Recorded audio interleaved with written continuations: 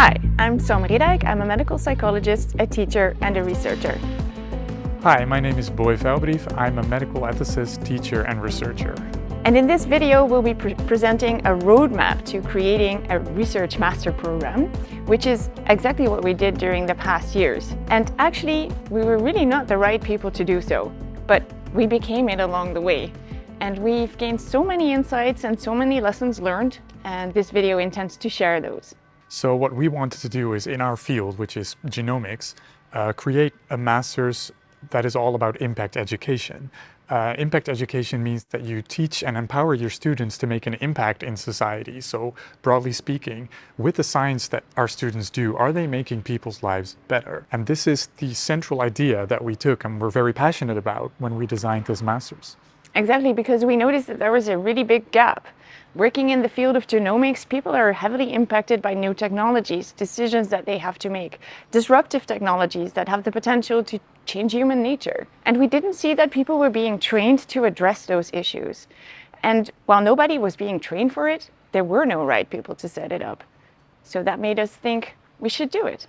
So in this video, we will guide you through this roadmap that we've designed for setting up a new master's program.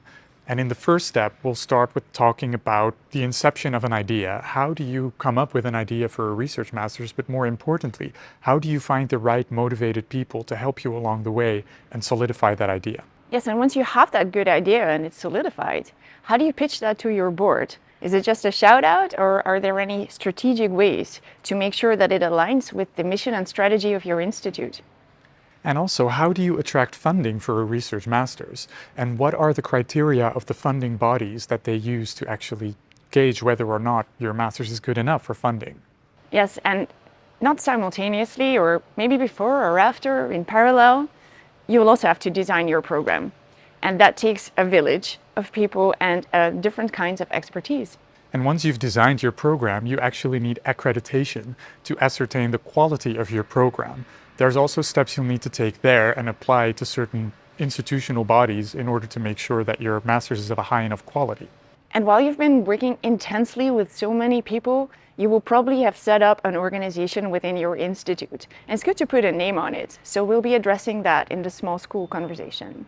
All of this sounds like a lot of work, and it is a lot of work. It's overwhelming. But it's also a lot of fun, and it's also very motivating and energizing. Yes, and probably within your own context, while watching this video, you're already quite motivated to get started with your program. And, we brought to the table what we have as an inspiration. You'll probably have your own. So by no means this video is prescriptive, but we do feel there's important lessons in every step of the way that might be applicable to your situation. So take notes, write down your questions, and also in the end, if you would like to have contact with us, we're very willing to do it. So to get started, Boy will give an overview of the steps that we took in setting up a research master program.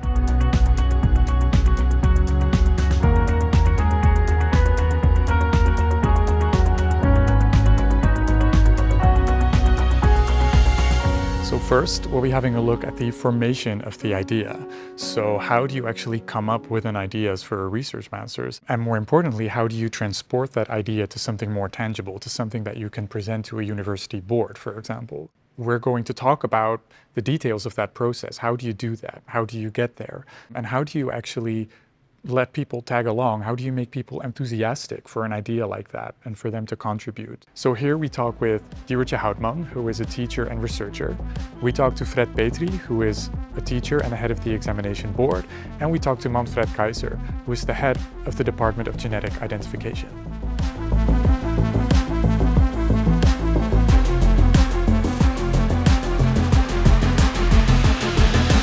We're going to talk a little bit about the formation of an idea for a new research master's. So let's trace it all the way back to the beginning. Where did we actually get the idea for starting a new master? Well, I didn't really have the idea, but I really had the need for this new master's. So I did some previous education here at Erasmus Medical Center, the minor genetics in society that we already have for 10 years. And I really liked it. So I wanted to continue doing something in genetics, but I had a bachelor in psychology. So there wasn't really a master's program that would admit me with this background. So it didn't exist. And I went to Sam explaining this. So I'm looking for this master, but it's not here. So I think that was where the seed was planted a little bit. And that was one of the things that sparked the idea. And what specifically were you missing then? What were you looking for? I think the masters that were existing, they were only admitting students with a background in medicine or biomedical sciences. So they were also very much focused on that aspect of genetics. And I was really looking for the interdisciplinarity and also the social, the ethical, the legal aspects of genetics. And I couldn't find that anywhere. And I also think it was really missing because I did a minor and I saw that it's so important to also have these different perspectives on genetics and that we also need to collaborate between these different disciplines in order for us to have positive impact with genetics and developments in the field of genetics. So, what were you thinking when Diewertje came up to you and she asked that? I thought, I thought she was right. I thought that was a really good idea. It's also quite nice when an idea doesn't start from the developer's side, but it starts from the persons that are looking for an educational program. So that actually indicated that there might really be a need for that instead of my bias, that of course I would want a research master in that area because it has my interest, it has my excitement. And at the same time, I was part of the scientific program committee of the European Society of Human Genetics. And there was this new thing that we could edit the genome of human beings, the germline actually. And that could actually alter human nature. And that was such a disruptive technology that was being presented. And all of the ethicists, they were like, yes, we should think about this. We should engage the public on this because this regards everyone. And I totally agreed. But from the perspective of the scientific program committee, I was reviewing abstracts every year. And I didn't see those abstracts come in where the public was actually being engaged. And it made me think, like, why is everyone agreeing that this should be done? And why is nobody doing it? And that sort of coincided with Diewertje's request. Because I thought nobody's actually training professionals to move out of the walls of our scientific domain and go into society and engage with society. So people should be taught. But it's new and nobody knows how to do it. So if nobody knows how to do it, let's just get started then, So it was really basically a beautiful meeting between sort of from the bottom up students really wanting and needing this kinds of research masters, but also a little bit top down from the discipline itself, a need for these kinds of educated students. Yeah, and then of course you can think, but maybe we're just crazy, So you have to check whether other people also see the need for something like that. Yeah. So I think that's why we asked Fred and Manfred to be here. We did think you were crazy in the beginning. So that's right. Speak for yourself. What did you think?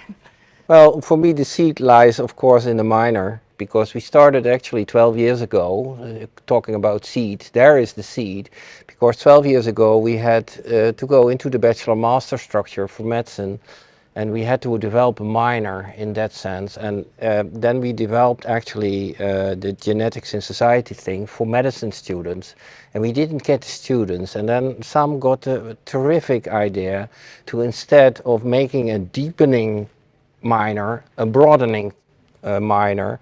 And what does this broadening minor mean? That it's not only for medicine students but for many other students. And then we got psychology students. Actually the first year we did it, we had no medicine students, and the most bright student there was a law student. It was really amazing. And I actually thought at that time, when some was talking about couldn't we make a master out of that she was a bit megalomaniac, thinking of, okay, we're going to make a master, and that's not nothing, because if you're going for a master, at the end, the government pays for it. So it's a paid for new master, and you have to go through a whole lot of hoops, which we can talk about later perhaps.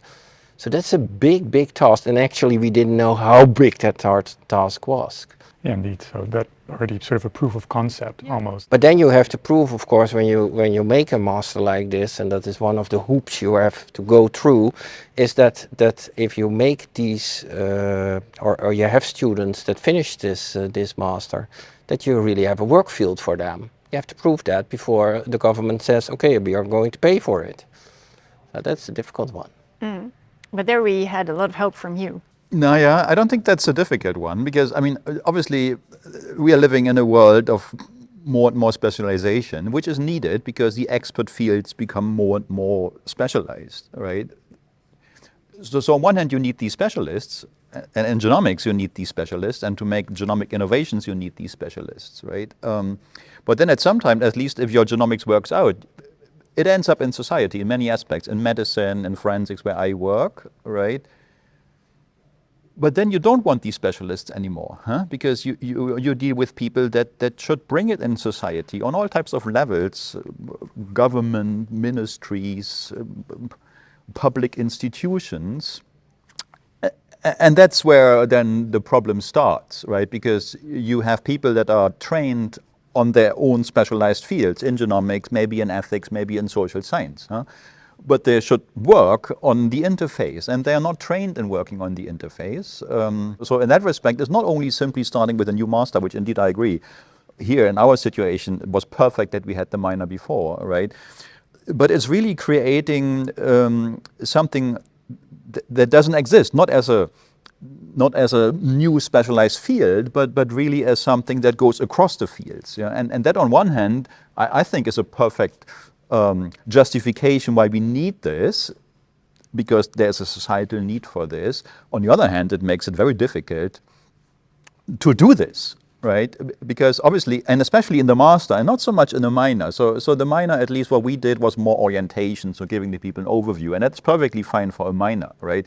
But of course, in a master, you have to go beyond, right? And then you have to create specialized knowledge, basically on these very different fields, that typically don't talk to each other, and you're confronted with a situation that you have students that come from these very different fields who normally don't talk to each other, and then now they're in the same room, right? And the one group that doesn't have genomic background has to gain the genomics, which I think still is the bigger challenge than for the other group that has this that has the genomics background, has to gain the societal, but that's probably my naiveness of coming from the genomics, right? Whereas the societal scientists would say, there's lots of things these purebred geneticists have to get from us, right? And of course, it both is true, right?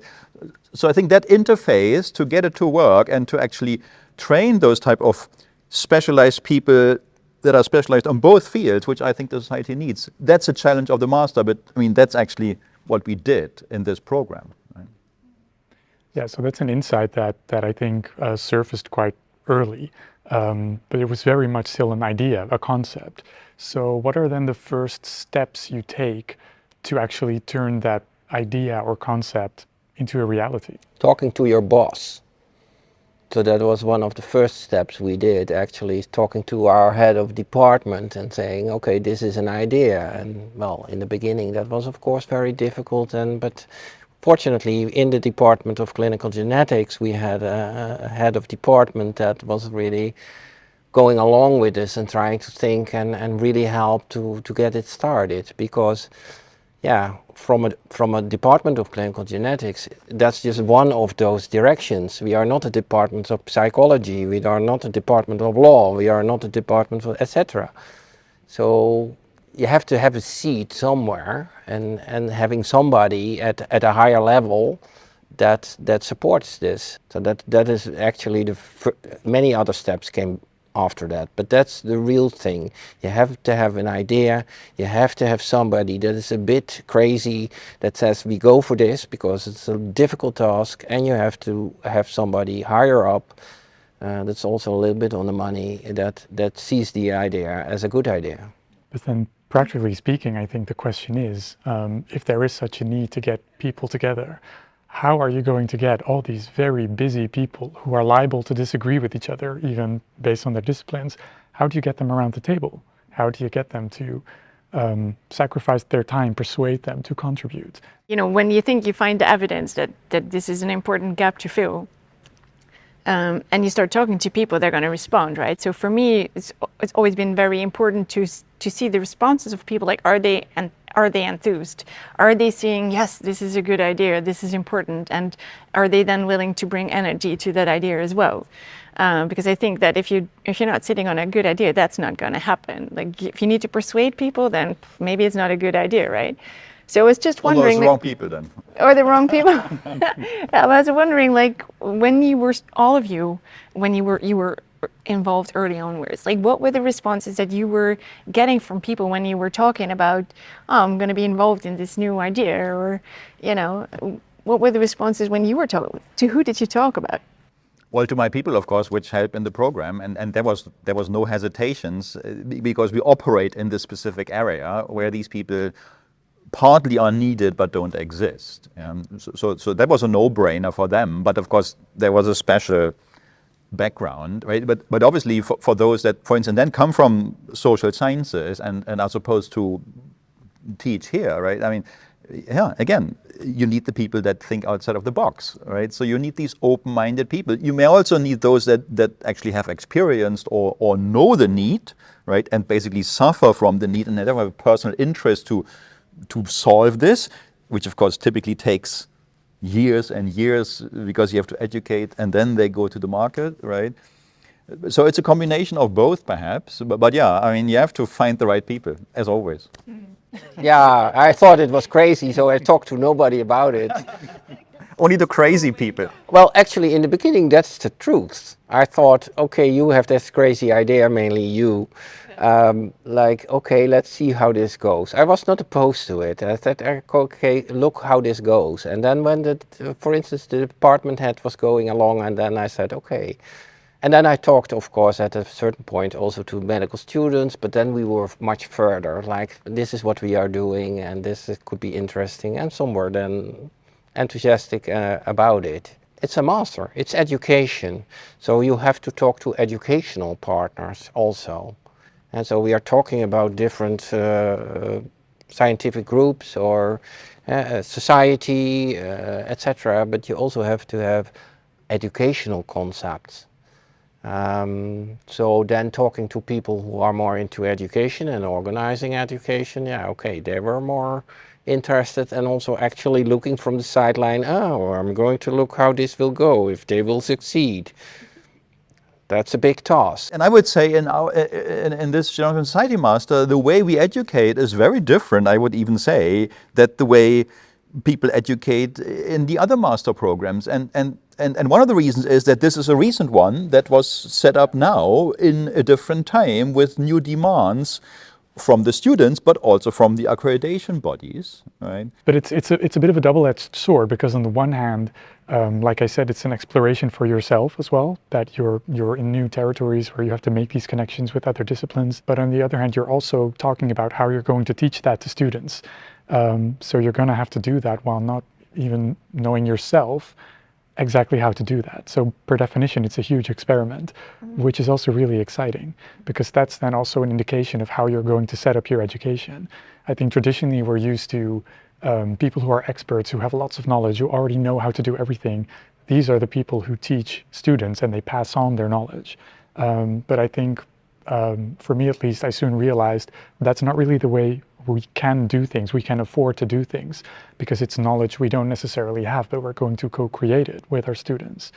And that I thought was really exciting, that, you know, I can be in the classroom, I don't necessarily have to tell students how to do things, but I can ask them questions or present them with dilemmas from the field, and then we can work something out together. For me, that was, I think, the most exciting. I think this touches on a very important point. I remember in the accreditation, we were kind of criticized by the board to have too many junior people involved and not enough senior people, right? And my immediate response was, but you can't change the world with the old farts, right? Because they made the world upside down and they will not change that, right? So you need these young people, right? And yes, they don't come with the experience, but that's exactly what you want, right?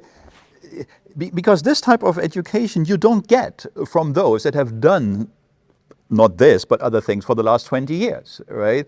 And you don't get this by the people that well, you need these young people, right? I mean, not only that they are young physically, but also that they're young and open-minded, and typically this goes together, right? Yeah, but that's really an old concept. We got very, also from the examination board side, very annoyed by this. Because we talked to the accreditation board about these young people, and we saw that coming, that they would urge that everybody who is a course coordinator within our program has a PhD. Whereas some of the members of the board were very enthusiastic about what you showed and what you already did. So they were amazed about your competences already, although you didn't have your PhD. Because now I am one of the old farts that has to be there as somebody with a PhD that has to be on the paper. Yeah, and Fred, let's face it, I mean, we would never have been able to do this, right? So it needs you guys, right? And the best, it needs all of us together, right? So I mean, this is actually also a take home that you run against walls on different levels if you really want to do something substantially new, right? Even at the final accreditation level, I always thought, oh, what's that now? Will it go wrong now at the last minute? Because we don't have the right people on the right places, whereas we thought, well, we have exactly the right people at the right places. Yeah, and I mean, in the end, maybe this is also about diversity, which is a bit of a buzzword, of course, but diversity doesn't only mean diversity of disciplines. It also means another type of diversity, in this case, seniority. So it's important because then diversity is not something, you know, just as window dressing, but really something that is functional, that is integral to the success of your program, actually. So now we've discussed quite a few conditions, basically, under which a program like this can grow. Are there perhaps any conditions, beneficial conditions for a master's program to sprout that we haven't discussed yet? Yeah, so I think for the teachers, we were also going to work together in this master, and we also had these different disciplines, different backgrounds. So we also needed to develop this common language and to be able to communicate with each other, to have the same goals in our education. And I think what really helped was that we did the same educational courses together. So the university teaching qualification, we did those together. And there we also started developing our courses with each other, and we also saw that growing and development with each other. And I think that really helped in creating this common language and common goals. Yeah, and I think the way that, you know, the reason why we kept on pushing it is because every time that we took the next step, there was new excitement and energy, and we were proud, and we were just, every time was just reinforcing, keep going. I also kind of feel like we never really waited to get the green light. We were just doing this, like. Yeah, but also doing it as if we had already gotten approval. Yeah, exactly. Yeah. Yeah, sometimes it needs a certain level of ignorance to change something. Belief. We call that belief. But actually, we call it manipulating the universe. What? That's what we call it. Which requires that you know the game, right? And apparently Then you we are have coming to. back to megalomaniac. Well, which is apparently a very important ingredient for setting up a master's program. You have to be a bit, because it's a big task ahead. Well, You there really comes have the to ignorance. you really have to think, we can do this. We can do it. I think we covered everything that we should cover in this conversation. I think so too, yeah. So based on everything we've discussed thus far, if there was one thing that you could pass on to someone developing a master's program right now, one pearl or valuable insight, what would it be? Find the right people. As difficult as it is and simple as it sounds. Mm-hmm. Mm-hmm. Thinking out of the box and believe in it. Yes, true. Yeah. Act as if it's already happened, as if it's already there. That's a good one. Well, that's a good one. You named it, but up until now, I don't think I really realized how valuable that was, that we all sort of had this common understanding of, but of course this is going to happen. And like you said, Fred, the persistence, it's about persistence, yeah. And persistence is very difficult if you have lots of other options that you think you can take rather than, you know, developing and delivering the program. But that was never really an option, which was, I think, a key to the success. I think, well, given my background, develop the master's program that you would have wanted to follow yourself. I think it's very true for me, but I think also for the other teachers in our master's program. So Yeah, and how many times haven't we heard people say that, oh, I would have Yeah. wanted to do this. Yeah, no, it's true, yeah. And for me, I think it's creating the space for everyone to contribute from their heart and soul. If you want to join us, join us. If you think you can contribute, do it. And don't prescribe anything. Oh, and if you have faith, then persistence is not that difficult. True, yeah. Thank you all very much for your contributions. You're welcome. You're welcome. Thank you. Thank you. Wow, that was so enjoyable to watch, to see how far we've come, like talking about the inception of the idea. How did it make you feel? Well, it really takes me back, you know, having done all of that, having gone through all of that, and then sort of almost dredging everything up again. It makes you feel, wow, Yeah. it's amazing. It was also a little bit confronting to be called a megalomaniac. I can imagine. But yeah, for me, what really struck me is that mindset, you kind of need that in a way. You don't want to be a megalomaniac all of the time, but sometimes you need to slam your fist on the table and say, we're going to do this, no matter what. Yes, I remember the very first meeting that we had about starting this Research Master program. Somebody said, do you actually have the time for this in your job description?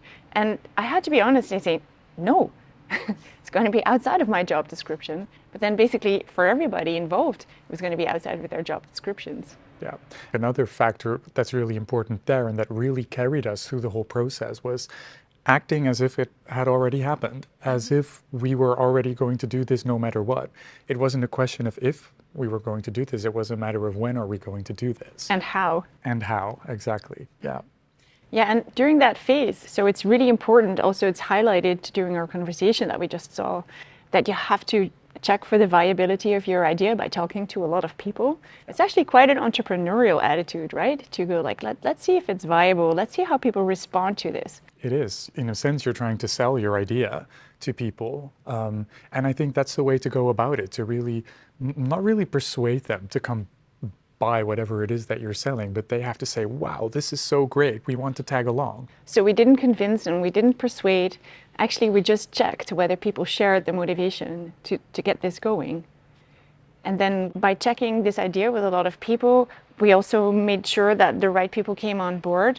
And having the right team to present the idea is a very strong point, because that actually gives those who decide about whether or not to proceed with this the confidence that it might be a feasible idea. So this entrepreneurial way of going about, so checking with people, also prepares you really well for the next step, which is pitching to the board.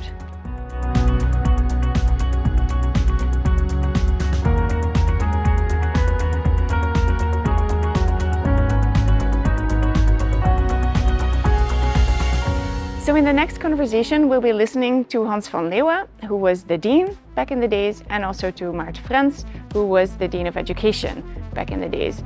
And their dynamics are a little bit different because both of them had different roles to play, but we'll be looking into that.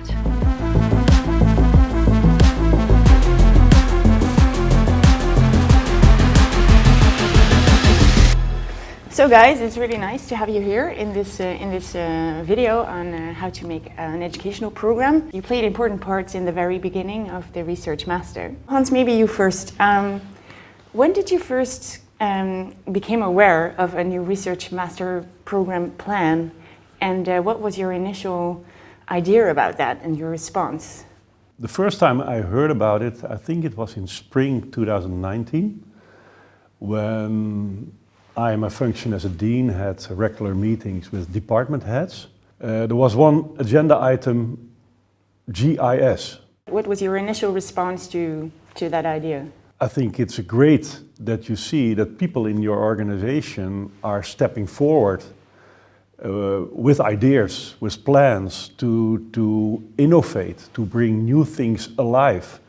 And so that was my first response. Great that people are doing that. Second to that, it's also fitted in the idea that we carefully had to think about our educational portfolio, and maybe not really visible for you And for Robert at that moment was the development behind the scenes about thinking about convergence. Yeah, there was a momentum for it. Yeah, also for the development where Erasmus Medical Center, the stage where Erasmus Medical Center was in what kind of direction shall we move? Now, that was the convergence direction, which is now much more prominent and is further developed, but so it fitted in there because I think what I understood at that moment from this educational plan was really a convergence of expertise bringing together and to educate, to generate a new type of workforce, if you may call it like that. Yeah. Yeah. Taken from what you were saying right now, if anyone wants to start a new educational program, it would be good for them to explore the landscape of what the developments in which direction they're heading and where it's necessary to really create new knowledge then. Yeah, for sure, because it should fill a gap or it should maybe add something new to an existing program, for example. This is a good program, but if we look to this program in this day and age, it's maybe missing something extra, or we could improve it or extend the attractive, how attractive it is, or what it can bring to society if we combine it with other programs. So I think that's very important. There should be a clear scan of the educational landscape, plus what's needed in society, so to create societal challenges. And are our educational programs at the moment such that they can address these societal challenges? So that's really important, and yeah, then come up with a good plan. Yeah. And that's the first step, yeah.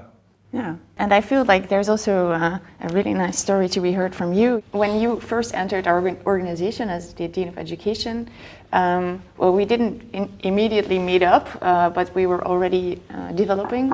So when did you first hear about genomics in society, and what was your initial response?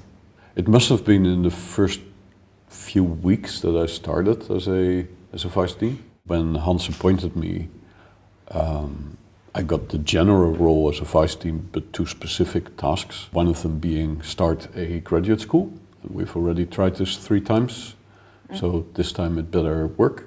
No pressure. And so there was a list of existing graduate schools, and I met with all the people over there. And then also on the list was an initiative to start a new research master. And for that reason, I remember meeting you and Robert at his office. Yeah. Yeah, that was our first meeting, yeah. What I remember from that meeting is that the amount of enthusiasm, that I thought that the whole program should be completely different from what you guys had in mind. In what way? Well, I thought genomics in society would maybe be not enough. I got like the whole convergence thing and everything, but that the base would not be broad enough. I remember in the first meeting suggesting, hey, let's do a master life sciences and society. Oh yeah, that's true. And I remember that you guys were completely disconnected from everything else in educational Erasmus MC. And you started your own thing with external people, and so that somehow my role would be to channel all this enthusiasm and connect it to an organization which in itself wasn't so well organized because the whole graduate school still had to start. So that was the role and the challenge I saw for myself walking out of there. So looking back on your role in the very beginning, what did you do to facilitate the development, and maybe also in hindsight, what would you have done differently, or what would you recommend someone else in that position? What I did at that time was embrace the idea and show that it fitted in what we are working on as Erasmus Medical Center, and that it was a great idea to take it a step further from an idea and a plan that was shared by a couple of people to a more formal structure that it would be ready to go the whole procedure, which you had to go through the Erasmus University, etc. It's not a done deal because there are so many facets that needs to be addressed, and one of the things is the financial paragraph. And that's what I knew from other programs we developed, nanobiology and clinical technology, that the financial paragraph was not really very solid. That made us a bit reluctant. The idea can be good and go ahead, but at some point, yeah, you should look at the financial paragraph. So that was some of also my role to take care of that. What would I have done differently? If we look at the research masters, it was a beautiful bouquet of flowers, but there was not something that held them together. And that was missing at that time. And I think there, with the development of the graduate school, and at some point the appointment of Maarten as Vice Dean of Education, I think we made a real great step to take care of these developments in a much more structural manner. A quick recap, what I get from you is take care of an educational infrastructure so that the new program can really get some roots and is rooted somewhere and can grow from there. That's really important, and that's what I think we have now much better than in those days. And then, because the graduate school was still in development and there was a disconnect, so what were then the things in your role that you managed to do for the program? And in hindsight, like, what are there things that you would have done differently, or that you would recommend somebody else in that capacity to be mindful of? If I would now start a new program, which I'm actually doing, or at least thinking about, I would definitely make sure that in the whole planning phase, you really involve lots of stakeholders. Make a map of people who have high stakes in this, but also people who are maybe have a low stake, but who will be influential, or maybe even annoyed if they don't know about this, if they hear about it too late. And sort of start spreading the word. Yeah, that's true, but I think most important, and that's also for research, it starts with the idea, with the motivation, the enthusiasm about the idea, that you want to create something, you want to investigate something, you want to develop something. So it starts with the idea and the challenge, and then working your way, you can take care of it. But if you start with obstacles, you never get off the ground. Yeah, so that's very good. Yeah. Yeah. When you start a new educational program and being a professional involved in education, you get a lot of support and a lot of access to courses that teach you to have an educational vision, to develop courses, curricula. So there's a lot of focus on the content of education, but there's hardly any focus on the infrastructure surrounding education. So what I really was unprepared for was this, like, how's the educational infrastructure, how's the support within the organization, how does an organization create financial means for a new program? So how do you think that you would describe that? Like, how does an organization attribute or allocate resources to a new educational program, and how can you influence that? Well, I think all the initiatives and all the enthusiasm should come from content, because that's what we're all about, right? Both in our education, in our research, it's about what we want to do. And the organization needs to decide what its strategic goals are. And you can see that at Erasmus MC now, like, we are defining a strategic research agenda. We are part of the convergence, where we want to introduce more technology and more society into our whole curriculum. And I think, given the portfolio that you have and your strategic goals that you have, or maybe the vision, you should think about, like, what do we miss in our portfolio that we should create in order to educate? Because education is always about the future, of course, right? To educate those people that we actually want to run the whole place in, say, 10, 15 years from now. So when you're saying that, I'm thinking, okay, so I was employed as a medical psychologist, and I was the coordinator of a minor genetics in society. But when I hear a plan like this, I'm thinking, what kind of staff do you need to move through this plan? So in hindsight, like, that may not have been my role. Like, who would you appoint? No, I don't think that's your role. And again, at the time, we didn't have a graduate school or a graduate school office. But I do think now we have the expertise over there, and then the graduate school, of course, is connected very well to the rest of the organization. We have the expertise there with people who know how to do these things. And it's not like we set up a program every day or every year, so it's not, we have not specifically hired people to make new master programs, because that would be a disaster if we would do that. But we do have the expertise, they sort of know what it takes, they know who to talk to and where to. So every time a strategic need arises in Erasmus MC, and this can be bottom up or top down, I think it's very important to team up an academic who knows about the content and who sort of has an idea what they want to teach, with someone who really has an expertise in educational processes and infrastructure. And it should always be a team like that who are doing things together. I think what also helped us was that we didn't only look in our organization for help, but we also looked at the Center for Learning and Innovation from the UR, where they had funding which you could apply for creating content of education, but also the teacher professionalization programs. So we had all of our core teachers enrolled at the same time to create blueprints for their courses.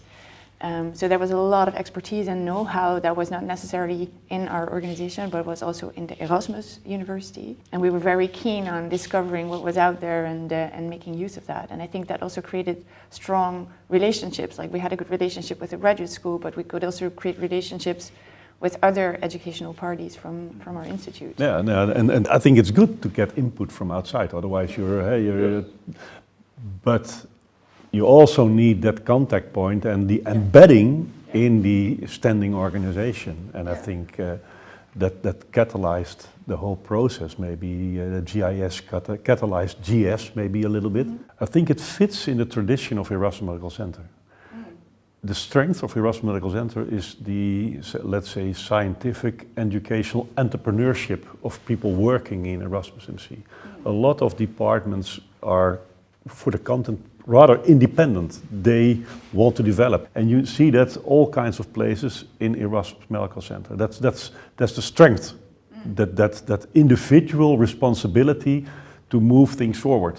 So let's say decentral entrepreneurship, and that's always the struggle, because as soon as you say to somebody with a great idea, yeah, but we need to organize it also in a better way that it fits the whole organization, that we're not going to develop there the same thing, but then for a different department. That's really the challenge. And I think that's a matter of culture. People realize now that if you organize things like in the graduate school, but also if you think of the IT, the research IT, centrally in a very great and good way, that it doesn't take away your autonomy as scientist, your autonomy as an educator, but that you're supported better. And that's really... You're unburdened. So I think Genomics in Society fits in a tradition of Erasmus Medical Center, but what I try to initiate around this with the graduate school and research, that we have some kind of organization form, that you don't have to think about all these things that are important to develop a program, or all the things that are important to store data or to compute. That's there. You're also not thinking about the water that's coming from the tap. That's also organized. Or the electricity. So that's the challenge. But so in that way, part of a great tradition of, I think, Erasmus Medical Center. No, that sounds a lot more connected. I think it, and that should stay. That should stay, because that's a strength. It's the energy that you want to keep in your organization. Yeah, I think it starts, well, as I said before, with the idea, with the creativity, with the ambition to create something new that fills a gap, or that brings something new of expertise that is needed for the future to address societal issue or to make connections in society. There it starts. So I think that should be central. And then in the situation as Erasmus Medical Center right now, as a faculty of a university, if we would say, now talk with the Dean of Education, not halfway or 25% along the route, but earlier. But it starts with the idea and the ambition, but then bring it forward. Yeah, and I think now we have an organization that could better help it. Yeah. Yeah, and I would say indeed it starts with an ID, and IDs are energizing, but it's a lot of hard work to make a good educational program. And it involves lots of people, it involves lots of perspectives. Everyone will be miserable somewhere during the process, and that's part of it. But it's also worth it, right? I mean, there's very few things that are more gratifying than educating young people and making great new professionals and helping them in their development, both as a person and as a professional. But it's not just having good ideas. There's just so much gaps and details and important decisions to make all the time, all along the path. But it's fun, as long as you keep the dot on the horizon in mind in a good way. Thank you. Thanks very much for your time. You're welcome. Wow, that was a really interesting conversation. And also for me, I wasn't very much involved in that side of the, higher up conversation. So it's for me also really enlightening to see how that happened. And what also struck me was that there was an interesting dynamic going on between you guys. So Hans was really enthusiastic about, the entrepreneurial attitude that we took while, pitching this to the board. But Martin seemed a little more critical. Why is that?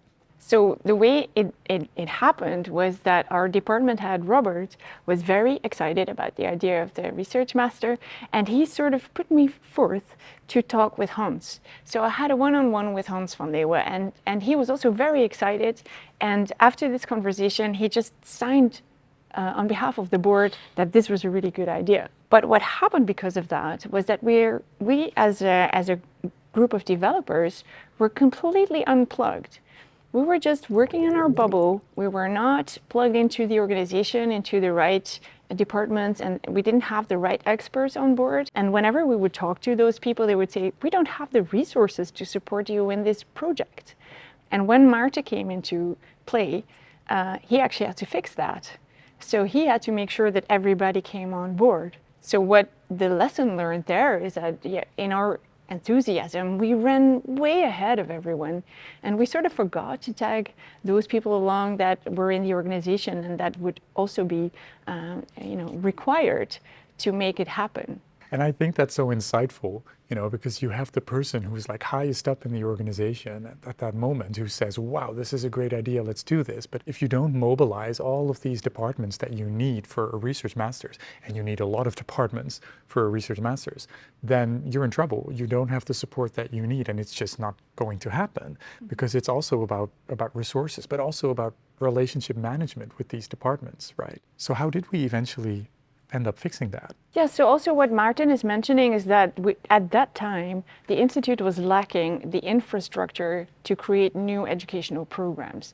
And that our Genomics in Society Research Master Program in its development sort of catalyzed that infrastructure needed to be built. And he gratefully used Genomics in Society as a research master program to say, look, this is coming, they need support, we have to have our graduate school in order. And the strategic thing that we then did with that was, knowing this, to whenever we got the opportunity to endorse the graduate school and to contribute to the creation of the graduate school, so that there was a really nice iteration in energy between Genomics in Society and the graduate school. Yeah, and it's important to mention also to really be aware of what is the vision of the Institute that we operate in, and how does that align with the way we want to do things, because there can be a lot of overlap between that. But another important point is to realize, are we using the same words to talk about this? So find the connection between these visions, because it's very likely there, but you have to name it, you have to identify it, and you have to make sure that you can communicate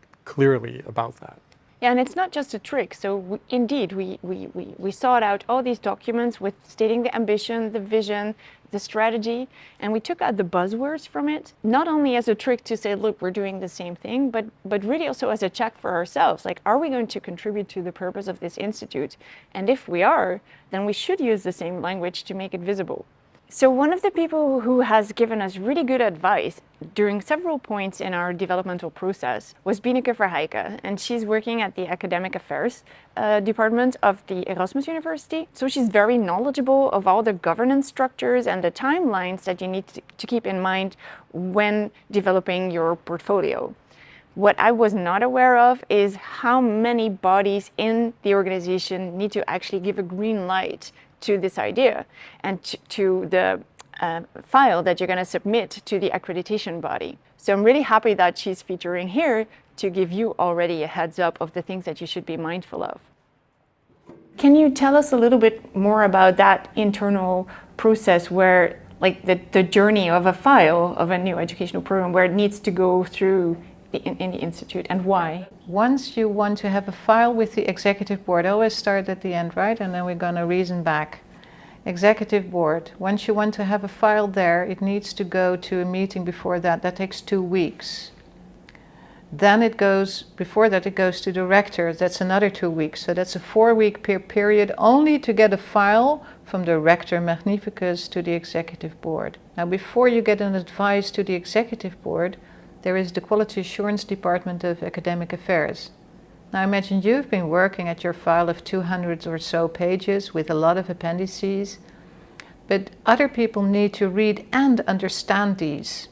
So imagine how much time does reading a page take, and give these people the time to do that, because they do the final check whether these worries that we talked about before, whether they're addressed properly so that you stand a chance. So say you would give them 3 weeks. What do you think is reasonable? 4 weeks?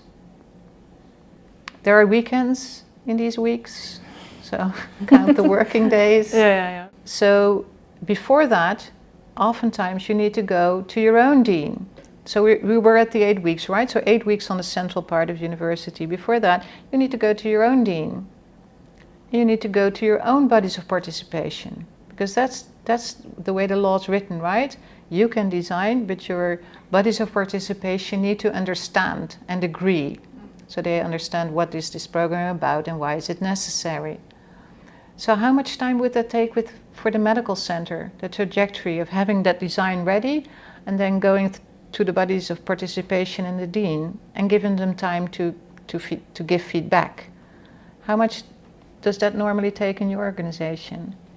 Yeah, I guess it would be around, I don't know, 6 weeks or so.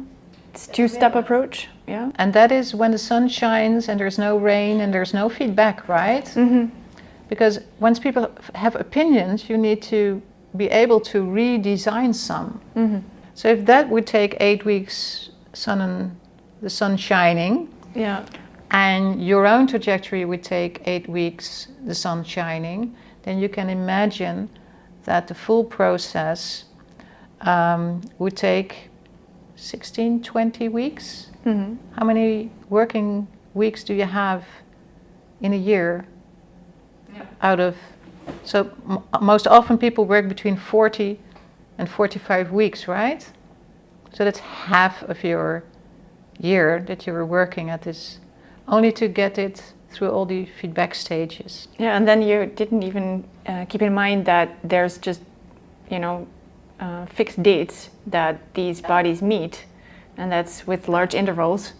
So it may very well be that the next meeting is in 3 months. What you could do is that you design almost important parts, and when all the files are being transported, you can work at other things, because a program design is one thing, but resourcing is the other thing.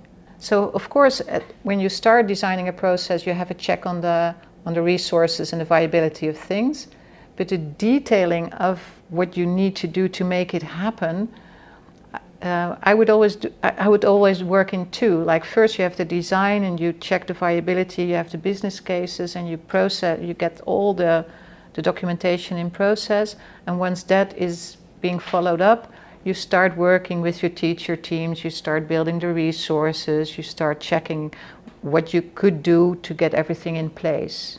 Because oftentimes people do it sometimes they forget it, well, that's another story, but if you start designing it all at one point in time, then that final hurdle takes so long So it's also a matter of having a smart design that could help you there. I wish I'd spoken with Bineke before to know about things like a faculty council and the timelines that are involved in getting your project going. What's also really important to get your educational program to life is having funding.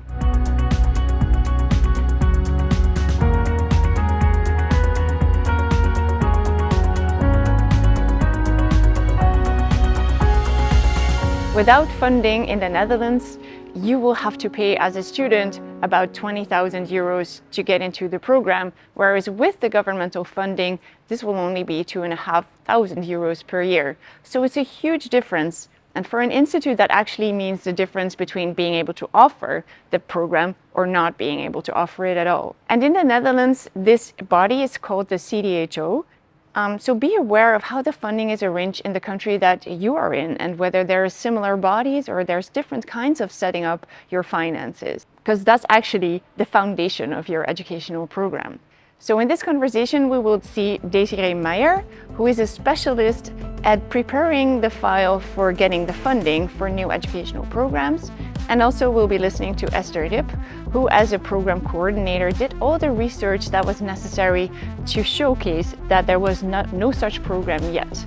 Another person who can see some really interesting things is Frauke.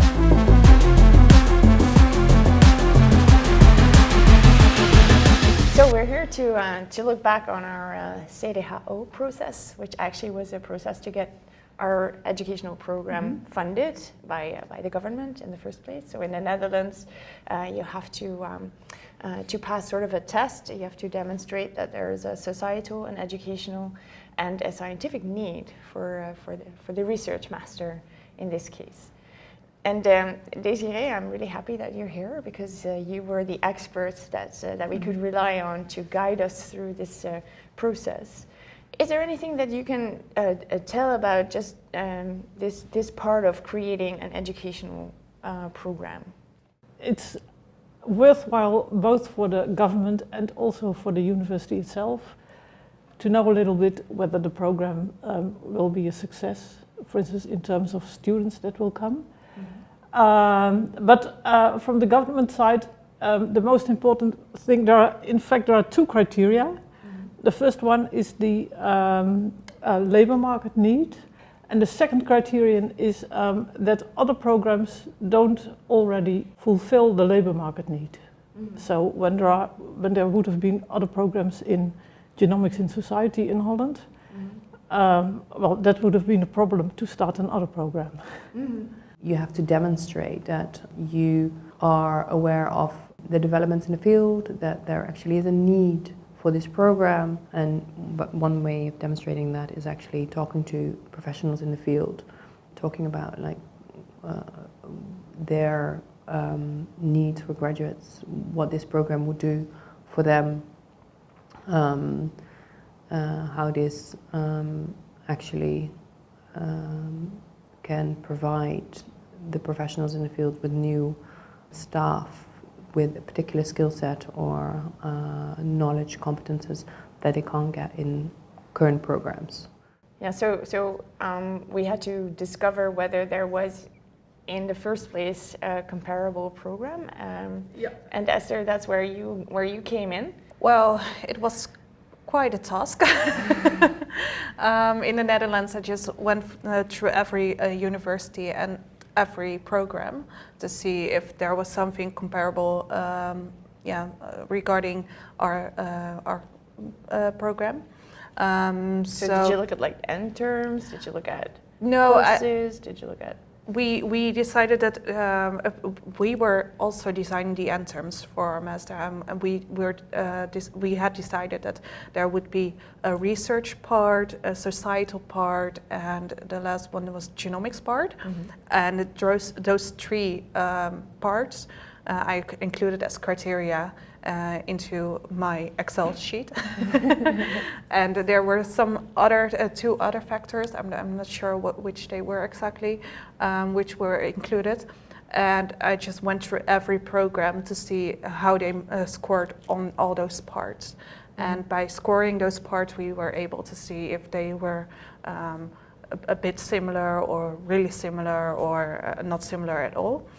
Yeah, and so there was one program that was similar in the genomics aspect, but that was evidently lacking the societal aspects that we were introducing.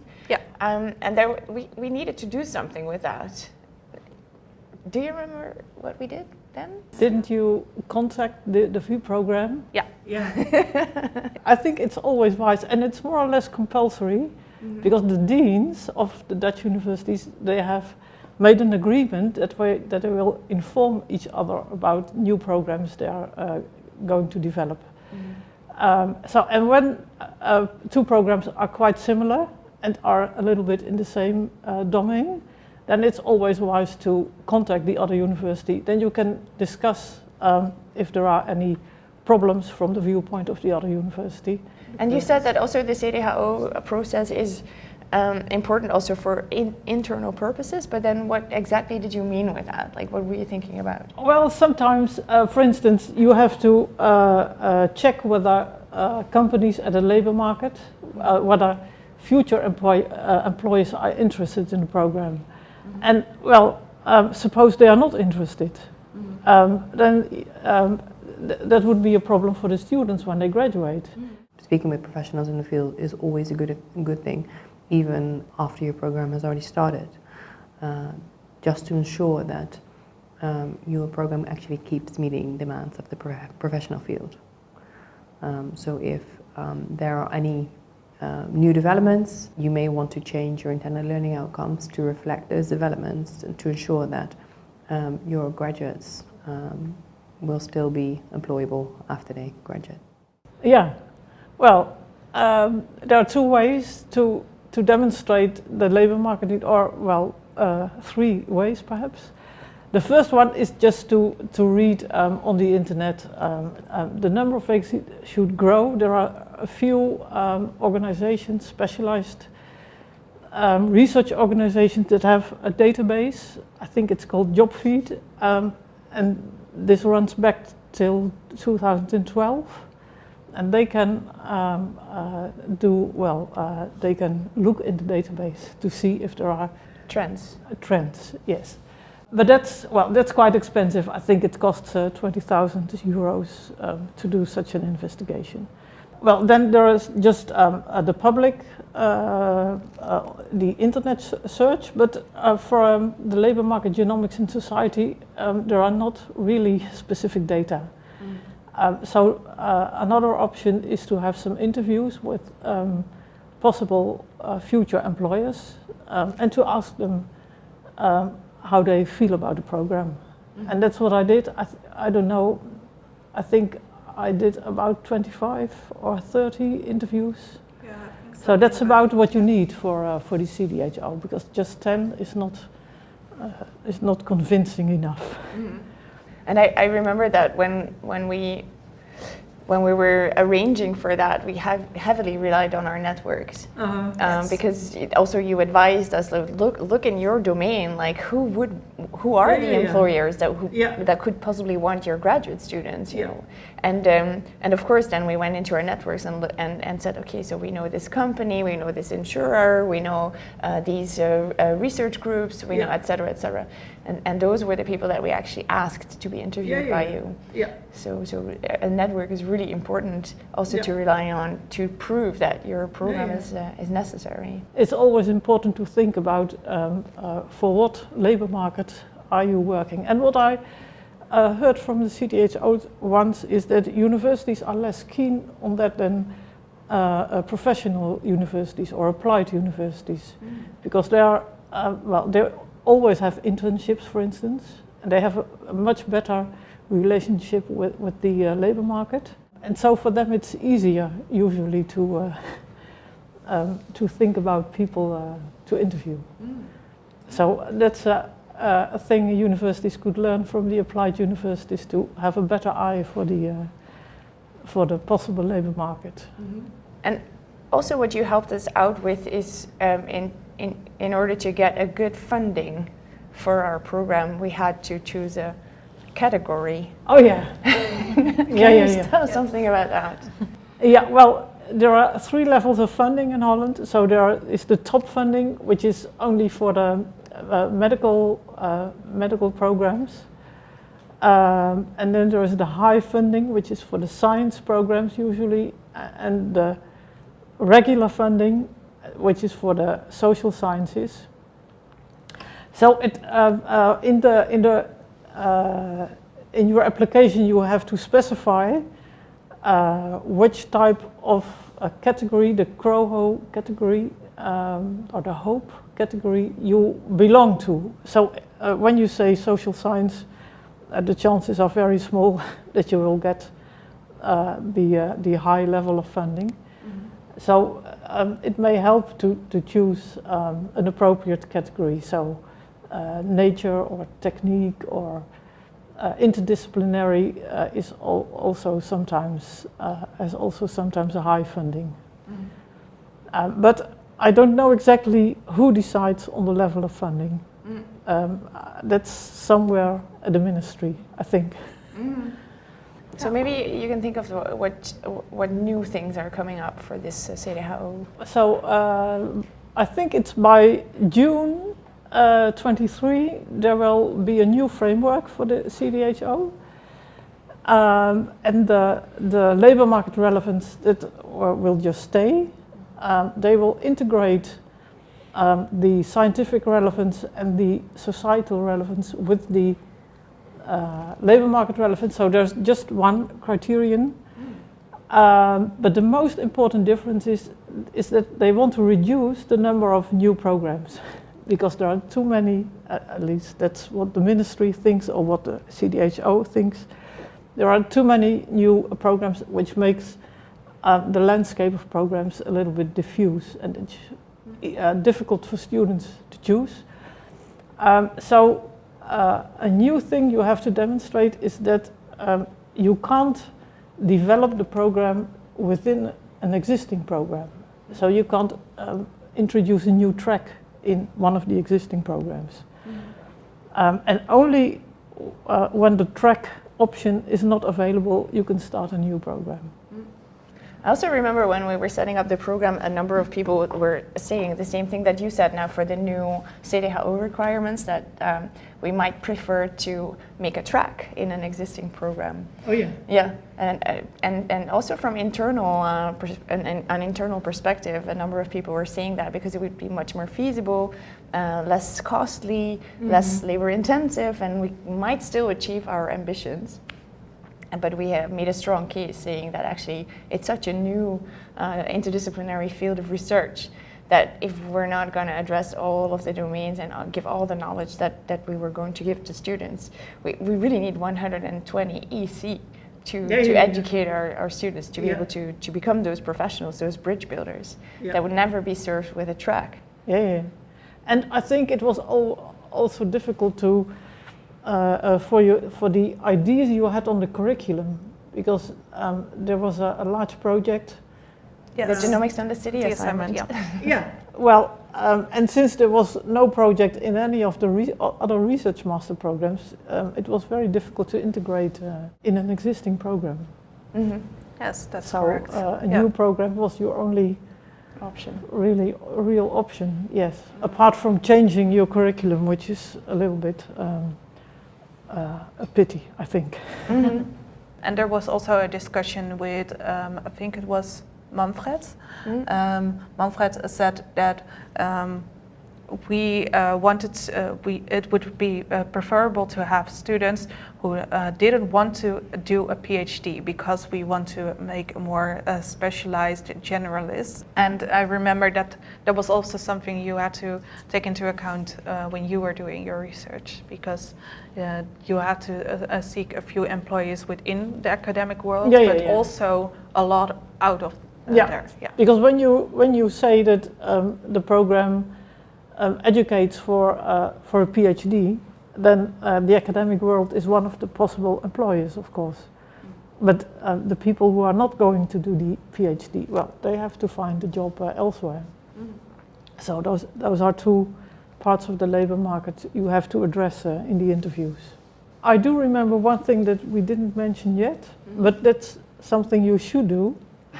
and not what you shouldn't do. When you start preparing your CDAO document, it's always a good idea to have an interview with the CDHO and just to check with them how they feel about the program. So they will, I don't remember whether we did it. No? Okay, but that's something they advised later to do that always. Because in the first place, the CDHO, they like to know what's coming up for their own planning. But in the second place, they will also, well, it will always give you an idea whether how they feel about the program. So that's perhaps what we should have done, to have this conversation with the CDAO, and which we didn't. That would have reduced our uncertainty, perhaps, our hesitation. Yeah. Well, thanks for coming here and looking back with us on how we did it as Genomics in Society, but also for all the tips and tricks that you gave for programs to come.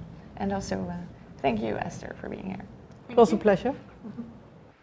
So what really struck me in this conversation was that even though you were talking about funding, which is generally very competitive, there was also the spirit of collaboration as well. So how did you navigate that? Yeah, so it's an interesting difference because when you're submitting research proposals, you are going to compete against your colleagues, and only one of you gets the money. But the way we approached it here was to do an analysis of who was doing similar educational programs, and only one stood out. And Desiree advised us, go to them. Have a conversation and see whether they're going to object to your program, because that's the way it's set up in the Netherlands. The CDHO is going to announce that there is a new educational program and invites all of the educational programs to make an objection if they feel that they're doing the same thing. We listened to her carefully, and we approached this similar program, and we said, look, this is our plan. What do you think of it? And they were really happy. They said, oh, this is precisely what's missing in our program. So we're being complementary here. Up to the point where now our first cohort, they're going to go into the second year, they're going to do electives in their program and vice versa. So we're really bringing it to life. It's really about reaching out, getting off of your island, getting out of isolation, really, to start that collaboration and complement each other. Yeah, and even more so for demonstrating a labor market that's not there yet, because you're creating a new kind of professional profile. So we heavily relied on our networks so that Desiree knew who she could interview as potential employers of our graduates. And if you think my network is not big enough, actually your network is all of the networks of the people in your team. So it also includes the network of your institute, the network of the head of your department, and so forth. So actually you have a lot bigger network than you might expect, and you have to make use of it. And speaking of the institute, of course, it's very good to reach out to external parties, but also to really check what is the climate in my own institute for an application like this. Because there had been an application before us that had been rejected, which really influenced the way the institute tackled our application as well. How did you experience that? Yeah, I would qualify it as institutional anxiety. Like, everybody was on edge and very nervous. So instead of saying like, oh, go for it, we're ready, let's do it, people were saying, no, we're not ready, we cannot do this, it's not good enough yet, because we're gonna be rejected, we're gonna fail. And it's up or out. Without the funding, you're not gonna do it. It's really intimidating. So here again, Desiree was quite firm, and she said, look, you have to apply, you can keep on improving, but you don't know what they're looking for at this point, so you have to try it. You cannot go on forever. She invited us to sort of ignore the institutional anxiety and to rely on our own enthusiasm and on our faith and go ahead with it. And then we got a green light, and it came back with even more arguments of why it was a really good idea than we actually submitted. So that was quite a victory. And also getting that green light and getting back, more arguments even to get started with this program was a real good motivation to start designing the curriculum, because then we have our most important lifeline. So in the next conversation, we'll be talking about the design of that curriculum and how to tackle that.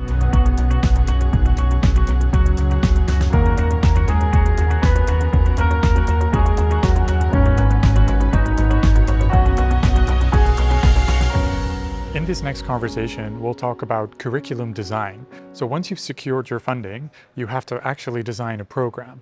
How do you mobilize the right people for that? And also, how do you make sure that they're equipped with the necessary tools to start designing? I'm a core teacher myself in the program and was involved at this point. And for me, it was quite difficult to move from this concept of a course on paper to an actual course where you have to design learning activities, assessments, etc. So in this conversation, we'll talk with Otse Bersma, who is a researcher in gene therapy and a teacher. We'll talk with Chris Stabel, who is head of RISBO at Erasmus University. And we'll talk with Rachel Lichtvoet, who is an educational advisor.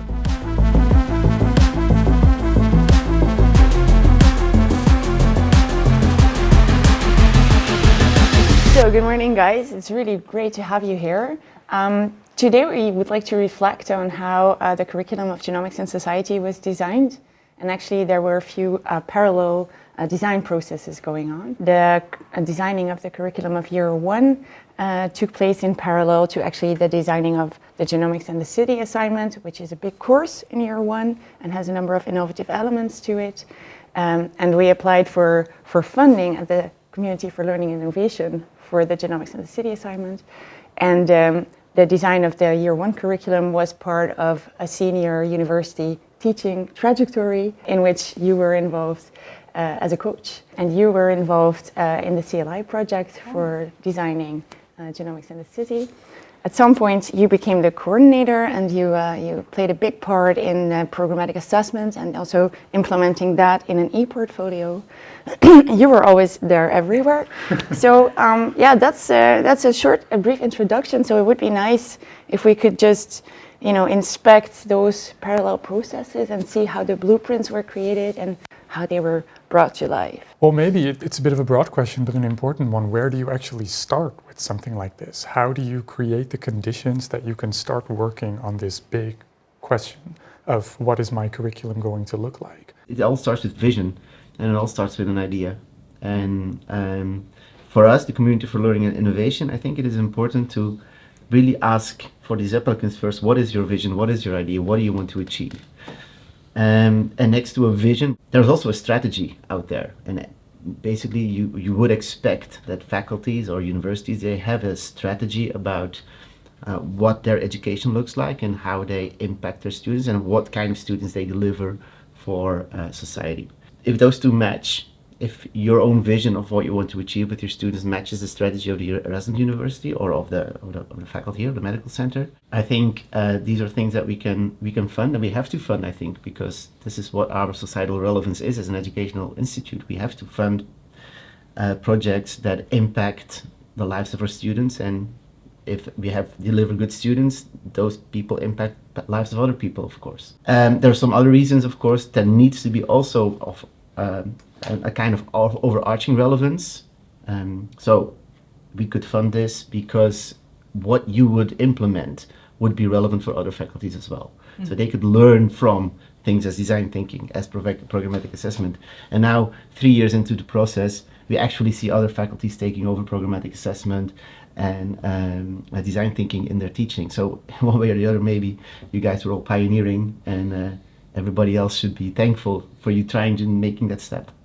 Yeah, it was really nice when we first heard about this idea, because it was so open yet, and there was so much to design and develop, and we always love to do that in co-creation with as many experts from different fields as possible. So with this project, that was really the core idea when we started. So we were very happy that we could participate as the ones that could help on the designing and developing process, but many other people were involved from their field of expertise as well. And the fact that the mission and vision was already very clear because of this pre-process in the CLI also helped us, I think, to make a really clear or a kickstart with developing, because when we started developing, we want to start with the end in mind. So what do we want to achieve with this whole master, and what kind of professional do we want to deliver in the end? And that was for us the starting process to start thinking about, okay, then what kind of activities do we need, and what kind of assessments indeed do we need to make it as innovative and creative but also effective as possible. So it was really nice to do that in a team with everybody that we need. And looking back on creating the blueprint of the Genomics in the City assignment, can you discern certain important steps or milestones that were in there? Yeah, I think there are really clear separate steps that we went through. So of course it started with this end result, thinking about what we want to achieve, and then we had some really nice storyboarding sessions. That was really creative with sticky notes and flipos all over the rooms to really think about, okay, if we want to achieve this with our learners, then first, what kind of learning activities are we going to provide these learners to give them the opportunity to practice these skills? But also then what kind of resources like videos and other materials do we need to create to help them a little bit? The kind of support that we need to give them to guide them towards their learning process. And also the evaluation points in between, in different stages of the assignment in this case, so that the students get enough feedback to adjust their learning process. So it was really like structurally go through all these different aspects that we needed. And then we had a nice blueprint. And the second step was that we had all the future teachers that would be part of the master in a university teaching qualification. And I think that was also really nice because in this trajectory the teachers not only learned how to formulate learning objectives and make a course plan and think about assessment, but they also really developed it immediately for their own course. So they ended up with a teaching certificate and their own course plan. So I think these were three important steps in the process that that we went through with each other. Yeah, actually that was super efficient. Yeah. Because that allowed the entire curriculum to be developed in coherence. Yeah, and they did it together in one group and in could the immediately. same time. Yeah. So yeah. Yeah. So Rachel was just referring to the creation of the blueprints of the courses of year one, in which all of the core teachers of year one enrolled together as a cohort, as students actually. Can you tell what that yielded for you, what that meant for the designing of a curriculum together? So it was extremely valuable in many different ways. So first of all, you mentioned it, Rachel, that after that UTQ, you don't only have a much more structured idea of how can I design my education, but you also have a blueprint for your course, somewhere to start from. And if I look back at the blueprint and the way my course is now, it's completely different. But having that sort of seed that can grow into that course is just extremely valuable. And also doing the UTQ together with all of the core teachers also creates this, of course you're working on your own course, but you're doing that as a group, working on each other's courses, also giving feedback on each other's courses. So I think there we also built really sort of a group feeling and also sort of a group vision on how we would like to design and deliver this education. And I think that would have been much more difficult had we not been all enrolled in the UTQ. Yeah, I fully agree with that. Being in the UTQ, I think for me it was one of the most valuable courses I ever had. It's just a couple of sessions, but you really get information every time and a lot of information. And it's also my first experience as a teacher. So I learned a lot about how to teach, and in this case, programmatic assessment and how to apply it. And of course, we did some peer reviewing there as well. So you immediately teach how to give feedback. And setting up your own course is very nice, but it also helped us all to as a building block to set up the Genomics in the City assignment as well. Where we also implemented a lot of the things we've learned in the UTQ trajectory. So very valuable for us. So looking back and having in mind the people who might be watching this video, is there like a more general advice that you could get from this? I think the main thing you have to do when you design a curriculum is to do it as a holistic event. It needs to be a holistic approach. Mm-hmm. A lot of the times curriculums are designed according to expertise of teachers and books, and at the end you have like lecture, and then final assessment and lecture. And those things don't really connect to each other. But what you guys did was work together in building this curriculum within the training session, which made it very constructively aligned and holistically designed at the end. So it ended up, I think, as like a very robust, a very much connected curriculum. Yeah, if I can add to that, because this holistic approach was also needed because the students that we're aimed to educate, what they will be at the end of the master is not there yet. So it's not written in books. It's not. So we really have to work together from our different points of expertise to educate them in the way that we have foreseen at the beginning. So. Otherwise, we wouldn't even be able to do it if we wouldn't collaborate on this together. So, what do you think? Yeah, I was by this discussion thinking about that throughout the process of designing this master, it was at some point maybe very chaotic or overwhelming for everybody that was involved, because it was a very innovative process that we had. We had everybody at the same time in the same room to think about the very beginning stages of this blueprints, and maybe the people were more inclined or hoped that maybe first we would do this course and then that course and then it would be more serial. Yeah, exactly. But that was not the way we worked. We just started and thinking about the learning objective, for example, with everybody in the room from different disciplines at the same time, because that is the way to make it holistic. But that also means that the journey was very unclear. So I think we had to do a lot with acceptance of insecurities, that we didn't know how the journey would look like. We had to take side steps and go back to the beginning sometimes to make it a really holistic, interdisciplinary master or assignment in this case. But what really helped is that we felt that all the teachers that were involved, they had some fire in them to make this happen. So what do you typically do then to spark that fire that you see, or to fuel it? And when you see that the teachers, they're struggling with, you know, the chaos, like, are there things that you could recommend? Like, I think it's very important if you keep believing in the plan that you have and try to share your own enthusiasm for it, and you could do it very well. There were some very enthusiastic people in the team that was contagious. Everybody could follow, even though maybe you are on a point that you yourself don't really believe in it anymore. Then it really helps if the team is still looking towards the end and believes in it. So that really helps. And just talk about the insecurities that you have during the process and help each other. For example, in the UTQ, it would really help that you have other teachers in your cohort that maybe are also struggling and don't know how to fit their course with the rest of the courses in the master. But it helps if you can talk about it with each other and share it, because it's normal that you have these feelings as well during the process. But enthusiasm, the clear vision, talk about why are we doing this anyway? Why did we start this whole process anyway?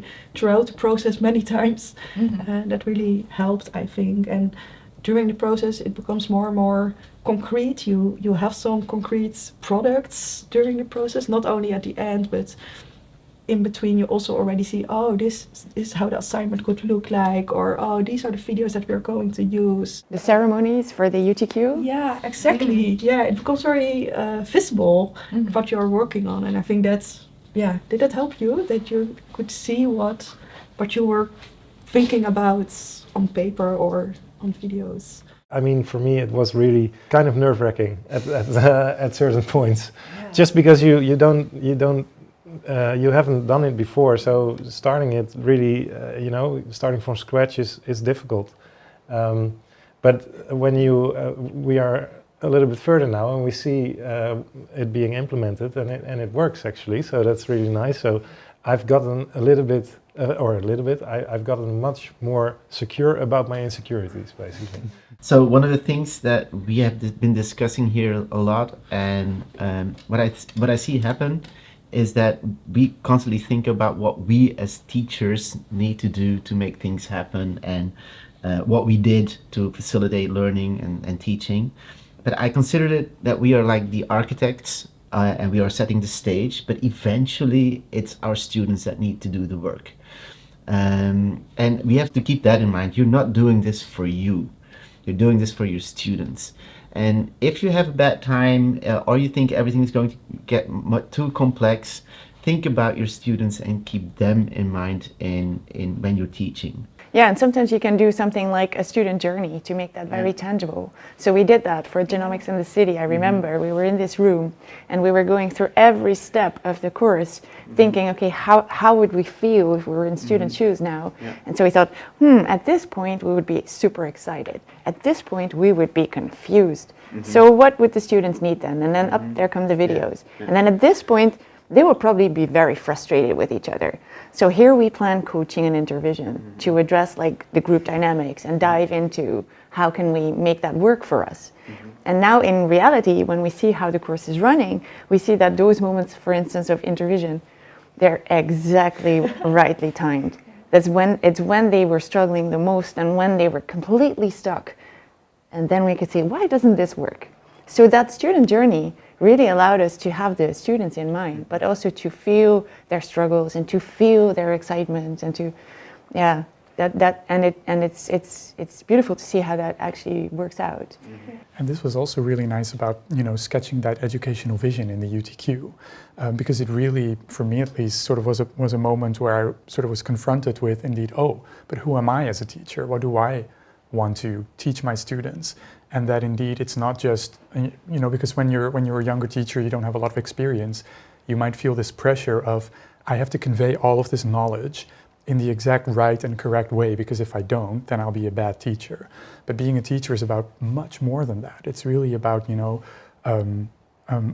there's not necessarily that pressure on me, but I have to motivate my students. I have to make sure that they're curious, that they're self-sufficient in a way, that they don't have to rely on me for all of that information. And once I got to that point, that was such a relief, actually. It was like, I don't have to do all of this myself. The students can do the work as well. And all that has to be possible is the consultation. They have to be able to consult me. But that doesn't mean I need to have all of the answers ready. And then sort of being put on the spot and thinking about, what is my educational vision? Who am I as a teacher? Really sort of allowed me to think about that and reach that realization, which has made teaching all the more fun ever since. So I think listening to the nice conversation that we just had, I came to the realization that, when you start designing a curriculum, the way that you collaborate and the help that you seek and the consultations that you do, and the virtues that you make use of and develop together and as a person, they're all really important because they will actually become the educational climate of the program. So you have to be very mindful and cherish that, the way that you do that. So to think about how are we doing this and how are we involving each other and how are we collaborating and how are we reaching out, how are we acknowledging the things that we don't know that we need others for, to also give that place in the educational climate. Well, thank you so much for making the time to reflect here in this office today and to co-create an understanding of how to create a curriculum together. Thanks. Thanks for having us. Yeah. Thanks very much.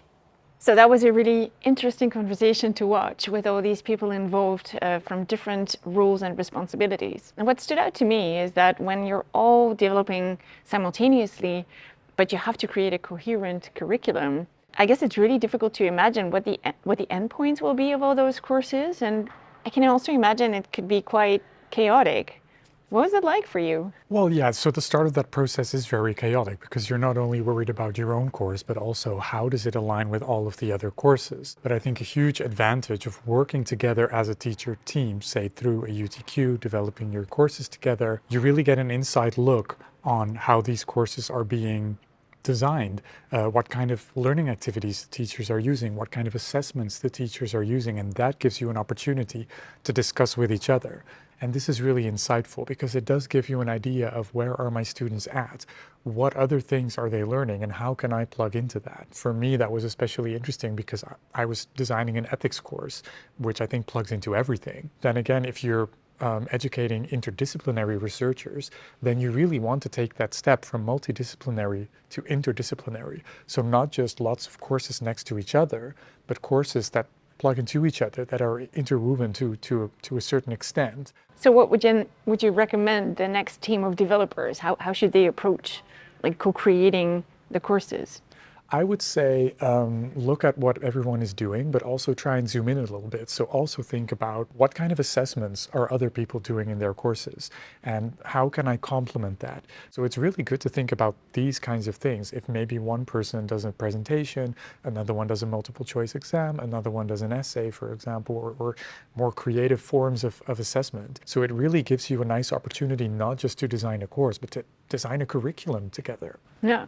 Yeah, and also it sounds like a bit of a marathon. You know, you really have to keep up your spirits while you're doing it. So what helped you? Like, what made you move forward? Several things helped me there. So also keeping in mind the end point that this course is what's going to lead me into a classroom with students who are going to interact with me and we're going to have a lot of fun with the education together. On the other hand, I also learned fairly quickly that doing, for example, a UTQ is more about gathering the tools necessary to design and provide education rather than you're going to refine your course concept into a finished course and then that's it. Once I have students and I'm in that classroom, I can just test things, I can experiment a bit, and together with my students refine the course even further. I don't have to do all of that right now. And I think that was a very comforting thought as well. Yeah, so actually, you know, just to summarize what you're saying and what we saw in the conversation is the importance of a capacity building, like to equip your teachers with the right knowledge and the right tools, but also with the right opportunities to collaborate, to create the curriculum in coherence. Absolutely, and what worked there as well is doing all of these activities together as teachers was the start of the climate of the Masters itself.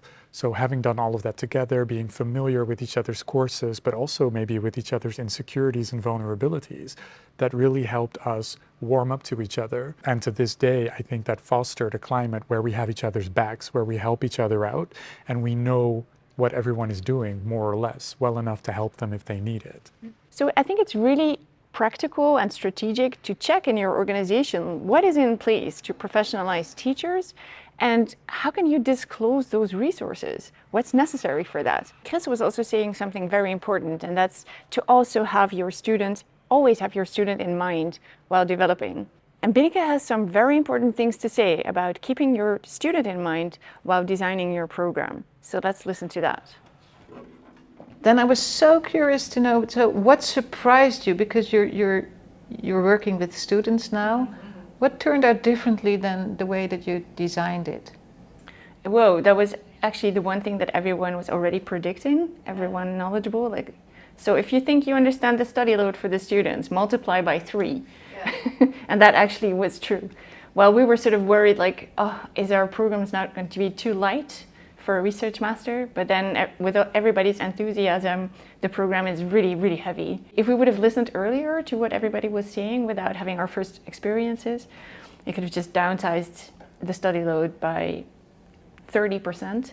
That would have been much better, and it would still be a heavy program.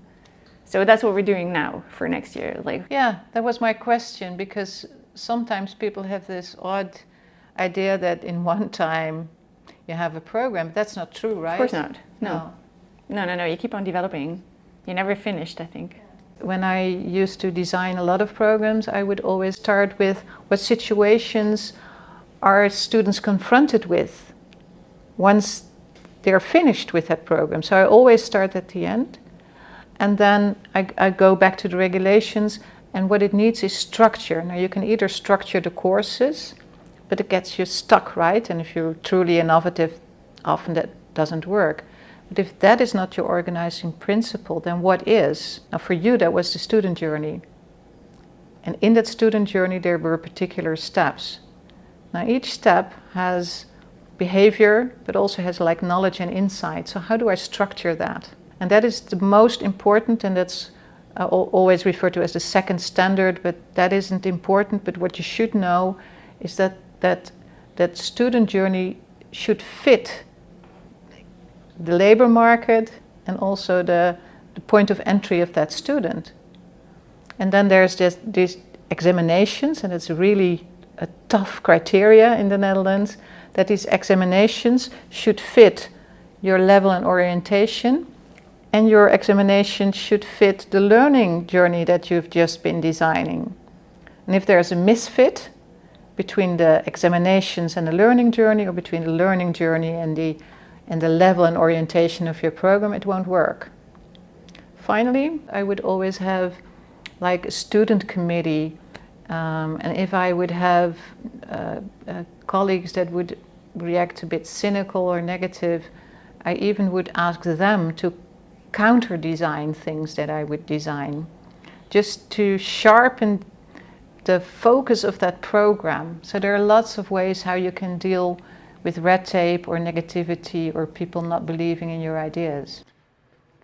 So Bineke is talking about a student journey, but what exactly is a student journey? There's multiple ways actually in which you take your student in mind while you're researching a research master's. The first one is actually, who am I making this research master's for? Who am I designing for?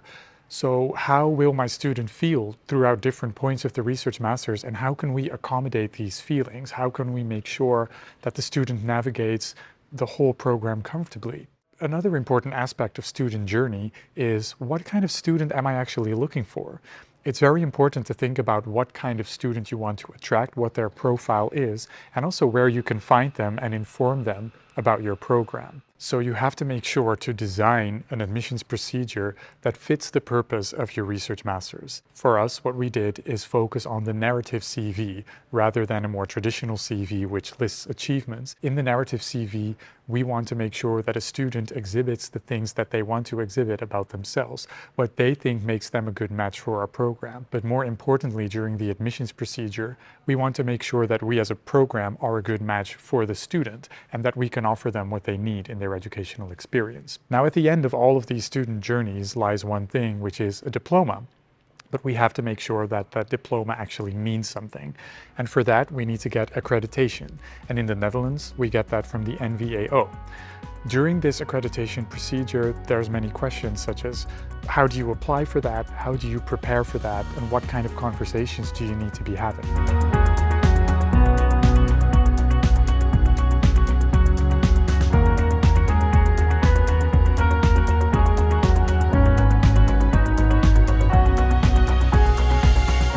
In the next conversation, we'll talk to Rietje de Jong, who is an educational advisor. We'll talk to Liz Lurer, a teacher and researcher. So let's have a look.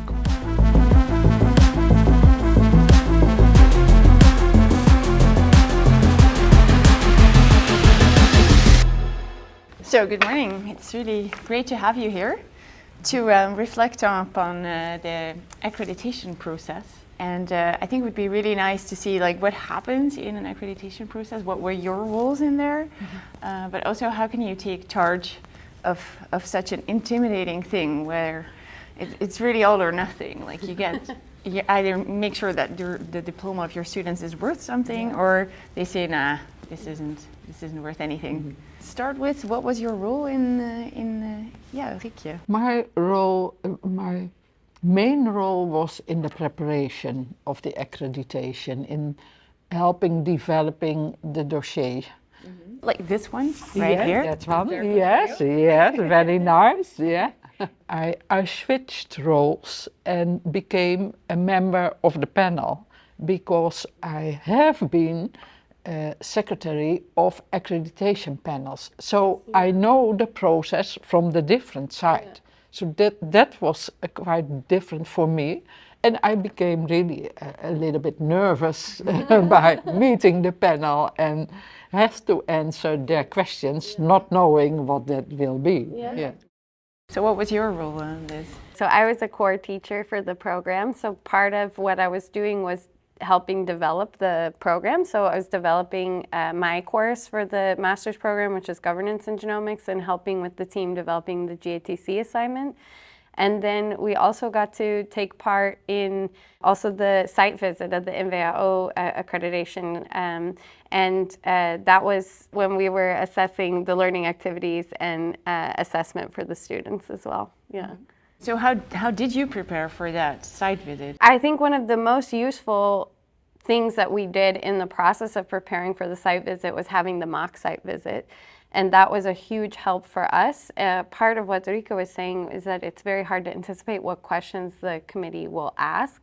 And so learning the types of questions that will come and learning also how you react to it, which was something that I wasn't expecting. I knew what I would want to say for many given questions, imagining what they would be, but in the moment when you're interacting with your peers and you feel very passionate about what you want to sell for the program that you really believe in, it is important to also practice how you respond, what level of energy that you have common language with your peers and with the community when sharing that to external people. And that worked out really well, that I could talk with my other peers as well to prepare and think who's going to answer what questions. And I think on the actual day, we did much better complementing each other. So if someone left something out, or that we each could add something to the conversation for each question, and to help diffuse situations as well, if you could see that it was starting to go maybe in a direction where someone might get defensive. Yeah. Mm-hmm. And did you also make arrangements for who was going to divide the questions amongst the interviewees, or? Yeah, I think we did discuss that a bit. Yeah. Especially for who will start. Yep. And I think we did pretty good in the actual interview as well, if we knew who would be very good at answering questions. So if it was something that we hadn't pre-planned or discussed, was almost apparent immediately, and someone would say, oh boy, I think you should take this question, or Dircha, or Rika, this seems like a perfect question for you to answer. So we were also helping each other out in that process, yeah. Yeah, so you also displayed that, you know, we know what each of us is bringing to the table, and Definitely. that also shows leadership there. Yeah, and cohesion as a team. I think that we were working together, and we really know what our strengths are and what each person is bringing to this team, yeah. So what was another thing that the mock site visits yielded as an insight? What was the point of, you know, you have to work on this, guys? Yeah, I think probably one of the other things that came up was using a unified language and really clearly defining terms for the core teachers, but also for the panel. So before the actual visit, we could provide kind of an appendix with a dictionary of these are the terms that we use a lot. And we actually think we're using them in a very intentional and correct way. But if you're not used to hearing these words, then you might not understand the subtle nuance and difference between them in different contexts. Yeah, so in terms of the mock, you know, the practice of the site visit, how do you get a panel for that? And what are the criteria to select the right panel? How do you do that? For the accreditation, there need to be a panel of peers, and with an international component and so on, and with different expertise. And that's what we are looking for the mock exam. So we discuss with each other who knows someone who is an expert in that field. And in the mock exam, mock accreditation, we need a chairman who is very critical and not think from, okay, it will be all right, but pinpoints the problems. And what I was a little bit surprised about, but actually in hindsight is logical, but we also had to put in a list of names for the real panel members. Yeah. And so it turned out that we had to have like independent panel members, but also we had the opportunity to then think, okay, so who's really knowledgeable about programmatic assessment? Yeah. Who's really, you know, knowledgeable about the ethics of genomics, and who's in our network? And so we could ask, you know, people in important places, like, do you know anyone? And can you give a few names? Yeah. And that actually helped us to put together a really nice panel. Yeah, that's right. Lovely. Yeah. Yeah. Yeah. Sam, can I ask you a question? A lot of this process, we spent so long developing this program together, and then you get to the accreditation step, which is the final step, especially the site visit, and it can feel like all of this work that you've put into the program suddenly feels out of your control. So what were the ways that you felt like you could maintain a sense of control, or what you could control in this process? Well, the thing is that we had a person in our team who had previously worked for the NVO, so for the accreditation body. So she really knew how to communicate with the NVO also beforehand. So she was very communicative about, you know, who's going to be the panel members, about any delays, because we had delay after delay after delay from the accreditation side. then while we were doing the site visit, which was during 2 days, it was absolutely nerve-wracking. But she was always there to coach us and say, okay, so what's important now is this, this, and this. So what they're probably not happy about is this and that. So Sam, you need to take care of that and do this and this. Yeah, so we really had a coach there. And another challenge of it is that not all of us are in every session with the panel as well. And so then also knowing what was being said or what came up or what was the sticking point in each of these individual conversations and discussions, I think was also useful to try to create a thread across the people working together on the site visit. So the NVO is looking at 3 standards, what they call it, actually 3 criteria. Could you just explain a little bit what those 3 are about? So standard 1 is there must be a clear set of competencies, intended learning outcomes in terms of MVAO, and they have to be connected with the international field, with the professional field. They have to be embedded. Then the second standard is about the teaching learning environment. And that's also your intentions. What is your idea, your vision about learning? What's the blueprint of the program? How are the courses aligned? All these things, and the quality of the staff. That are the important topics of Standard 2. And Standard 3 is assessment, student assessment. You have to be very clear about assessment methods, assessment policy, and how assessment is integrated in courses and in course manuals. Looking back, I think, yes, there were these 3 standards, but maybe in the subtitles, actually the big question was, are they going to be able to do this? Is this the right team to do this program? We were all quite sure that we could. But so we were surprised by the accreditation panel about one topic, and that was personnel policy. Because it's a new team. Could they do this? Will there be enough seniority? So we were so convinced about the seniority. But so we have to shift and to explain. And reframe the advantage of the perspective of having a young team in that this is a new field and an innovative field, and we're trying to merge some pretty new concepts as well. So I would say maybe more broadly speaking in an accreditation terms is knowing that whatever is unique and new and different about your program is also probably going to be where there's a sticking point with the committee, and that's also your opportunity to highlight what is novel and important about your program. So it's a bit of the double-edged sword that you can learn to work to your advantage. But this person who was so knowledgeable about accreditation, she also took charge of that. She was saying, okay, if the panel is not happy with juniority, then we need to propose a way to fix it, and let's be proactive about that. Let's not wait for them to come up with an advice. Let's propose a solution. And we have to discuss in between that day with management, with exam committee, how could we arrange that? And we did. So you were being a secretary of the NVO accreditation in different programs and being an independent expert.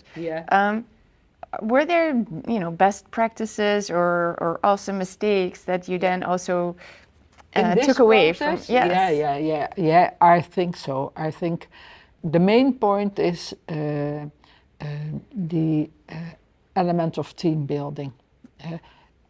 Early in the process with stakeholders, society stakeholders and teachers and all kind of experts to discuss the intended learning outcomes, to discuss the profile, to discuss kind of blueprint, what do we think about the program. To have these discussions with a lot of people is very important. We couldn't do this alone or do this too much and then ask the teachers, what do you think about it? Then it's not their process. And it needs to be their process. So co-creation was very important. Yeah, and I think, again, going back to even simple things, so even with this team of constructive alignment, having the mock accreditation process, the mock interviews, was incredibly helpful for us as a team to see, even if we all had been working really well and we had this clear vision, how can we make this more clear for people on the outside? How can we make sure that our language is consistent and deliberate and clear, and what are the points that we want to focus on when we're talking with external panels? And that was incredibly helpful for us to have those discussions and to practice going through it together. Because it's always different when you're sitting in your room talking around and when you're in an interview process. I think anyone who's done a job interview or done a media interview understands it's a little bit different once you have an external party involved and you can't anticipate what they're going to ask you and what's going to happen. Yeah, so you're triggering me because you're saying like a media interview. Yeah. What really struck me when I first did one was that I was just answering the questions. Yeah. But because of that, I didn't tell my story. Yeah. Yeah. So you quickly learn after that. So no matter what question you get, yes, make your answer connected to that question, but also don't forget to tell your story. What's your narrative? The answer to the question you wish was asked.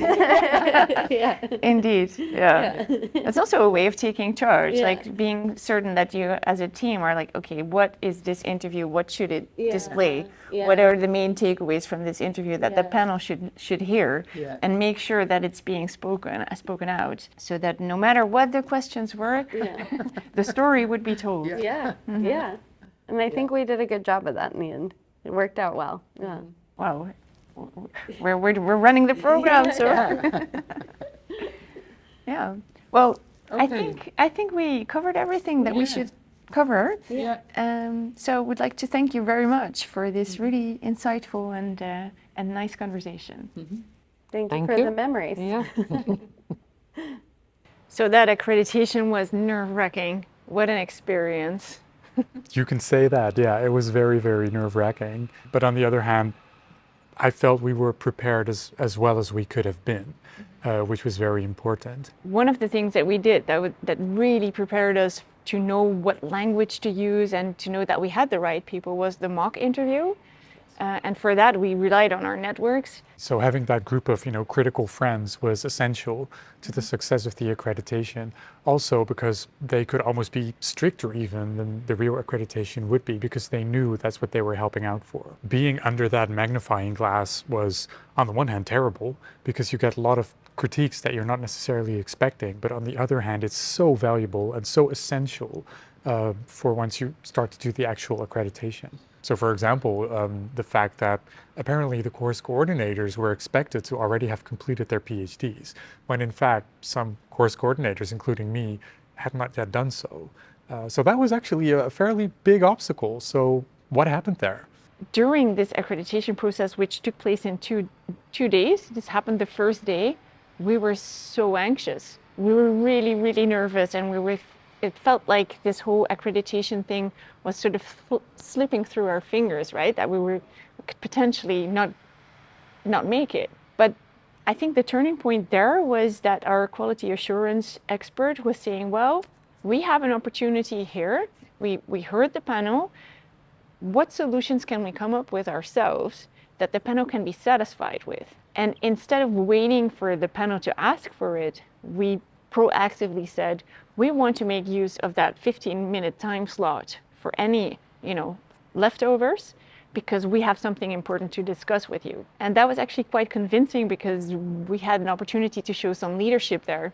Whereas had it been super smooth, maybe we hadn't been able to show that leadership then.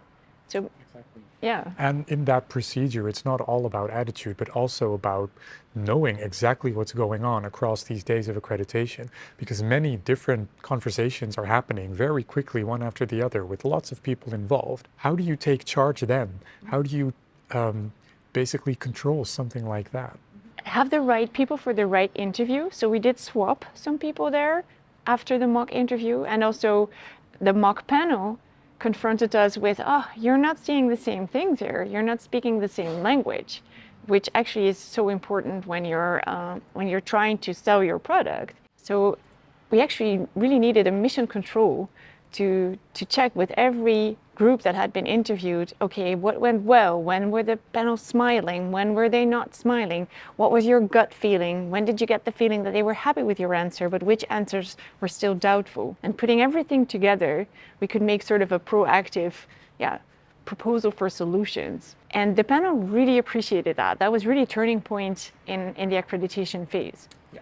So this fine line between being in charge, but also being open to improving, it's something you have to look for actively during such a process. Yeah. And in the end, we got our accreditation. Yeah, and that was a huge relief. You know, it's 2 days where you're just constantly feeling nerve-wracked, doing everything you can to make it work, and then to hear that you do get your accreditation is such a wonderful milestone in the process. Yes, and going through such a nerve-wracking experience together, where you're really holding on to each other, like, holding your breath and then being relieved, it makes you a team. And you know, when you are past that point of having your green light, then you have to start implementing your educational program within the organization. And being a team really helps to be able to navigate that task as well. And that's where the small school comes in as a very important thing to have.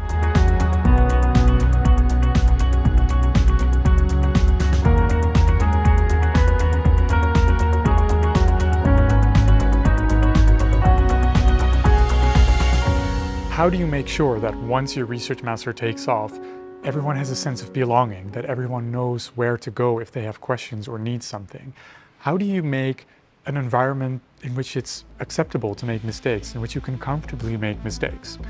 In the next conversation, we'll talk to Doreen Heiltjes, who is a student counselor, and Frauke and Otze will be joining us again.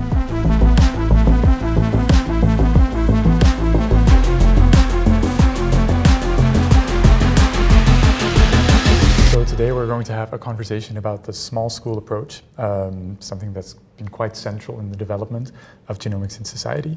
And we're just going to take it apart a little bit. What do we mean by small school approach? How can you implement something like that? Do you let it happen? Do you actively steer that? Let's talk about it. First of all, maybe a good question to start off with is, why do we want to describe ourselves as a small school? Or why is that something we're aiming for?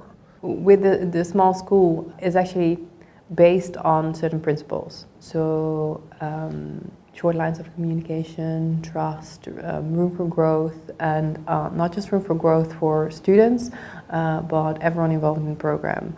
It's quite difficult if you're working in a very large organization to actually maintain that small school approach where people can easily find each other and work together to achieve the same goals. So that's why we thought of a structure, how we can bring that together. It is important within your small school approach that people can easily find each other. So there's regular communication. It doesn't have to be formal or frequent meetings that are fixed every month or whatever frequency, but that you maintain regular contact, that you are open to new ideas, where there's a safe environment for everyone to speak out, to provide feedback, but also to receive feedback. And I guess that is what the small school approach is about. And it is a constant dialogue to actually maintain that with each other. You can imagine a small school is a cozy building where you know the janitor, you know the person that picks up the phone, all the teachers know the students and vice versa, and you actually know everyone who works there, and you really feel like you belong there. So we came up with small school, and also we needed a one-liner for that. So the small school is a place where you feel at home, where everybody knows your name, and the small school takes care of the well-being of an educational program and all its participants. Cool. So actually by strongly valuing the relationships that emerged, during the development of the master, the small school approach emerged alongside of it, basically. Cool. So Elsa, I'm wondering, how did you experience that as a teacher during the development? Did you also feel that suddenly the small school emerged? How was that for you? Yes, so for me it's a very similar feeling indeed. It's like from the moment that we went into these scrums, that I joined these scrums, it was very clear that we were all putting this master together with each other, and that I really appreciated. I mean, you really know for which problem you can go to which person, and with that I also started to use the Scrum method when setting up one of the parts of the program, the Genomics in the City assignment. And there we set the same process up with all the core teachers. We came together once a week, so you could hear from each other what everyone was doing, how it was going, and if anyone needed help from each other. And you could also align the different aspects of the assignment towards each other. So we work in different phases, and each phase was aligned with the next one, just like this, and that was really valuable. Yeah, so this sense of belonging also really translates on different levels of the masters to sort of a shared responsibility for really large tasks that would otherwise be very, very difficult. Yeah, cool. And Doreen, what are your experiences with the small school so far? Yeah, so I actually joined the small school a few months before the program actually started, so I wasn't part of the developing and the scrumming and everything. But as an academic advisor, I'm mostly there for the students if there are any issues. But also, I'm also there as kind of a objective outsider, also to have some discussions with teachers or coordinators if they encounter any issues that may be also affecting the students. And then I can also advise them in that sense. I think it's really something to aspire to for the entire organization. And also what I'm hearing a bit is that since you're a little bit outside of it, that sense of belonging is really important, but I can imagine sometimes students don't feel like they belong. So in that sense, you can be our critical friend somewhat, a little on the outside to talk to the students about that. So also you mentioned Scrum. Could you shortly explain what that is? It's part of a process of working, which is called Agile, in which you work together with a team on a particular aim, so a particular project. And that project might be a really big project, but it can be divided in small tasks. And those tasks can be performed in a shorter time span. So in the sprint, you have to complete the tasks. But on the other hand, you get if you need the help, you can ask them to your co-workers. And in this way, you really make it a collaborative effort. So the tasks belong to the team, although certain tasks are divided over different people within the team. But it feels like a team effort, and this really helps you to perform at the level that is needed to complete all the tasks. And so this is called the Scrum method. And we used it to complete certain tasks to set up the master program, but also to set up the GATC assignment. How do you think that contributed to that emergence of the small school? I think it contributed a lot because in this way you were meeting with the team that had the tasks of setting up the master, and you met them every week. So you really got to know all the people, not only about work but also about personal things. I mean, there were some small discussions, some small talk during these meetings as well, and that really helped a lot to get confidence in each other. And that basically is what the small school is about. So knowing each other, trusting each other, and working with each other to come to a common goal, and that's what happened here. Yeah, so these sound like some very important characteristics, indeed, of the small school approach. Lots of what you're saying definitely resonates, so having that sort of shared responsibility, but also sense of belonging among the core teachers is very important. Having that, I think, is very valuable, especially starting out in a new program like this, that hasn't been going for years and years, and there's a whole course manual already. It's quite a daunting thing to do, but if you know that your core teachers fellow core teachers and also other academic staff have your back. That's very valuable. And also not just on the content side of developing a course, but also on the more administrative side.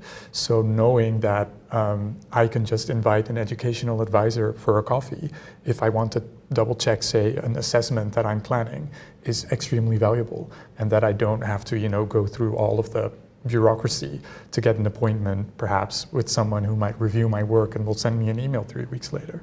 So that is super valuable to me, because I was quite intimidated by that whole administrative, procedural aspect of teaching. Because I think you recognize that, you just want to give your lectures and do your sessions, but you also have to register your grades in the registering digital learning system. environment. Exactly, digital learning environments, schedules, booking rooms, educational checks of your exams and your assessments. That can be quite scary if you've never done it before, but doing that in the context of a small school makes it not necessarily easier, but definitely more palatable, easier to handle, if that makes sense. When things become a lot less sort of transactional or overly professional, but instead indeed you shift the focus of that relationship that you're building, where you can also voice appreciation and things like forgiveness, for example, where that might sound maybe a bit over the top, but actually it's really important, because indeed you are going to end up in situations where you'll be annoyed with each other, or where you'll be in trouble and you need each other's help. So it's best to just recognize that, I think, instead of pretend that's never going to happen. Yeah. So I have a bit of a general question, but maybe I'd like to ask you first. So working in a large university hospital, the small school approach is not necessarily the standard. So in education there, there's other systems in place. So how do you make sure that, when developing this, that everyone is on board? Because, I can imagine sometimes there's a bit of resistance there for that setup. So how's your experience been with regards to that? Yeah, so the small school has emerged bottom up. So it was the people working on the program and on the development that created the relationships and that were starting to call the small school the small school. And it was really fun to see that once it had a name, people were talking about it. So not just the developing team, but also the people working in parallel to us as a program were mentioning small school. So in parallel, a new medical curriculum is being developed right now, and those developing teams were also saying, the small school is something that can work for us. Let's do that. Let's do that approach. Let's start scrumming. Let's start meeting. Let's start naming our relationships. So it was something that appealed to people, and just by us repeating, it became a phenomenon. Because people felt it in their hearts, like, yes, we are a small school. Yes, we can work together like this. Yes, we can see each other, appreciate each other, feel safe together. Of course, we're going to be frustrated, but we do together. We leave no one behind. And so it emerged bottom up. But then Frauke had a really important role in formalizing the small school. We have peaceful reflection days where we evaluate the program. So we have 3 of those days. We had the first one last November, and it was actually a really good way of talking to students, talking to teachers, the examiners on how things are going. And I think in particular with a new program, this is a really effective way of seeing how your program is being received. It gives you also time to take any interventions. Even if the course isn't going to be taught again next year, the feedback that you get from the first period, you can take it on to the next periods for other teachers to learn from. So that's actually really, really valuable. And maybe you can tell where Peace for Reflection came from. I can, yeah. So Peace for Reflection comes from one of our minor students. And she's a Finnish student, and at the end of the minor, we always ask students to deliver something or to present something during a symposium, what was most valuable to them, their most valuable lesson learned, basically, during the minor. And she sort of took this Finnish tradition almost, or Finnish thing of taking peace for something. So peace for dinner, peace for studying, and then during the symposium that sort of translated to a piece for reflection, because during the minor she had learned how to sort of take peace to reflect on things. And immediately that sort of clicked for us, where we thought, wow, this is indeed so important, because this is also what we're asking our students to do during the minor and now also during the master. During some points, for example, during programmatic assessment, to really take the time to sit down and reflect and write down, reflect on your learning experiences so far. And that's not just a list of notes from a particular lecture, but really reflecting on the process of learning itself. So what was a really awesome mistake that you made, that you learned from, and how does that relate to the learning goals of the course, but also how does that relate to your own personal learning goals?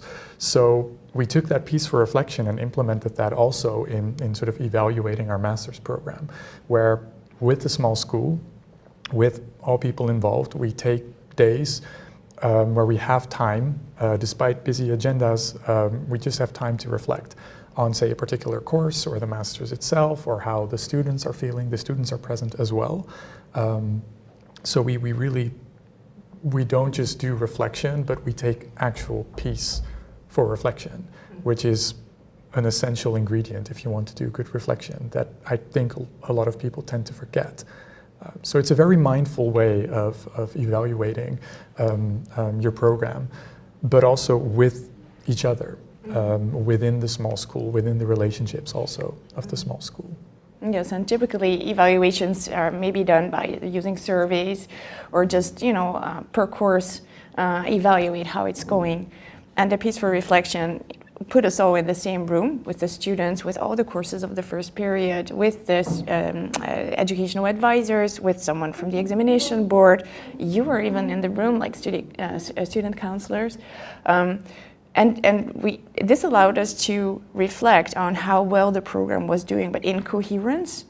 So instead of just focusing on one course or one aspect, we saw 360 degrees how it was doing. And that also allowed us to, for instance, swap the order of some courses, because it didn't make sense. But it only became apparent because we were having that full view on how the program was doing with all the people involved.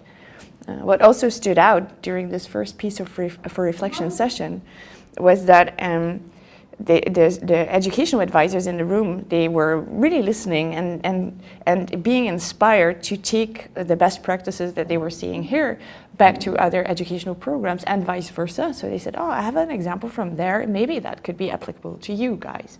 So it gave us a really rich exchange, and also to be able to listen to all the expertise in the room. The students with their student journey and their experiential knowledge that we couldn't possibly have. But then they could also listen to us and hear our struggles and come up with solutions for us. So it was a back and forth between all participants. And the really nice thing about doing such a qualitative reflection and evaluation is that if you administer it right, then actually for your re-accreditation, which takes place every so many years, you already have all the blocks that you need to look at.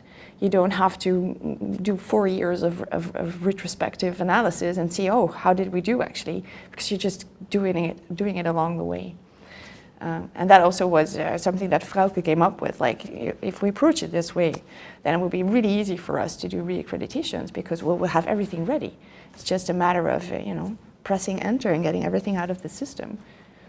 And I also think that it creates another learning opportunity to learn how to give effective feedback. Exactly, yeah. Because in a survey, especially if it's anonymous, then you can maybe just vent your frustrations without being constructive, or as a teacher ask clarification of what exactly would make it better. Yeah, and this is something, we try to teach our students to operate in an interdisciplinary environment with many different people, building bridges. Mm-hmm. And indeed, in a piece for reflection session, that's basically what you're practicing as well. Yeah. Sort of building bridges between all of the people there. And students are present, and they can see that happening between all kinds of stakeholders, but also build some bridges themselves between them and the teachers, or maybe other people involved. Yeah, so that's Two birds, one stone. And it's also very important to mention that there's to make these pieces for reflection events successful, you need trust in each other. So you need a safe environment where you can share well, your worries, but also, of course, your flourishes. And in our case, we can use this piece for reflection and the trust that we have in each other to really provide each other indeed with constructive feedback. Yeah, so I think when you're developing a program, you need a platform for the small school, and in our case, that proved to be Scrum. That was a small school platform, actually. And now Peace for Reflection and Open Door meetings are the platform for small school. All right, well, thanks everyone for your contributions and your answers. You're very welcome. Yeah, what really stands out to me in this conversation is this quote of the small school is a place where everybody knows your name. And how do you think that having such a thing in place helped us out when we were all of a sudden faced with this huge implementation task after being accredited?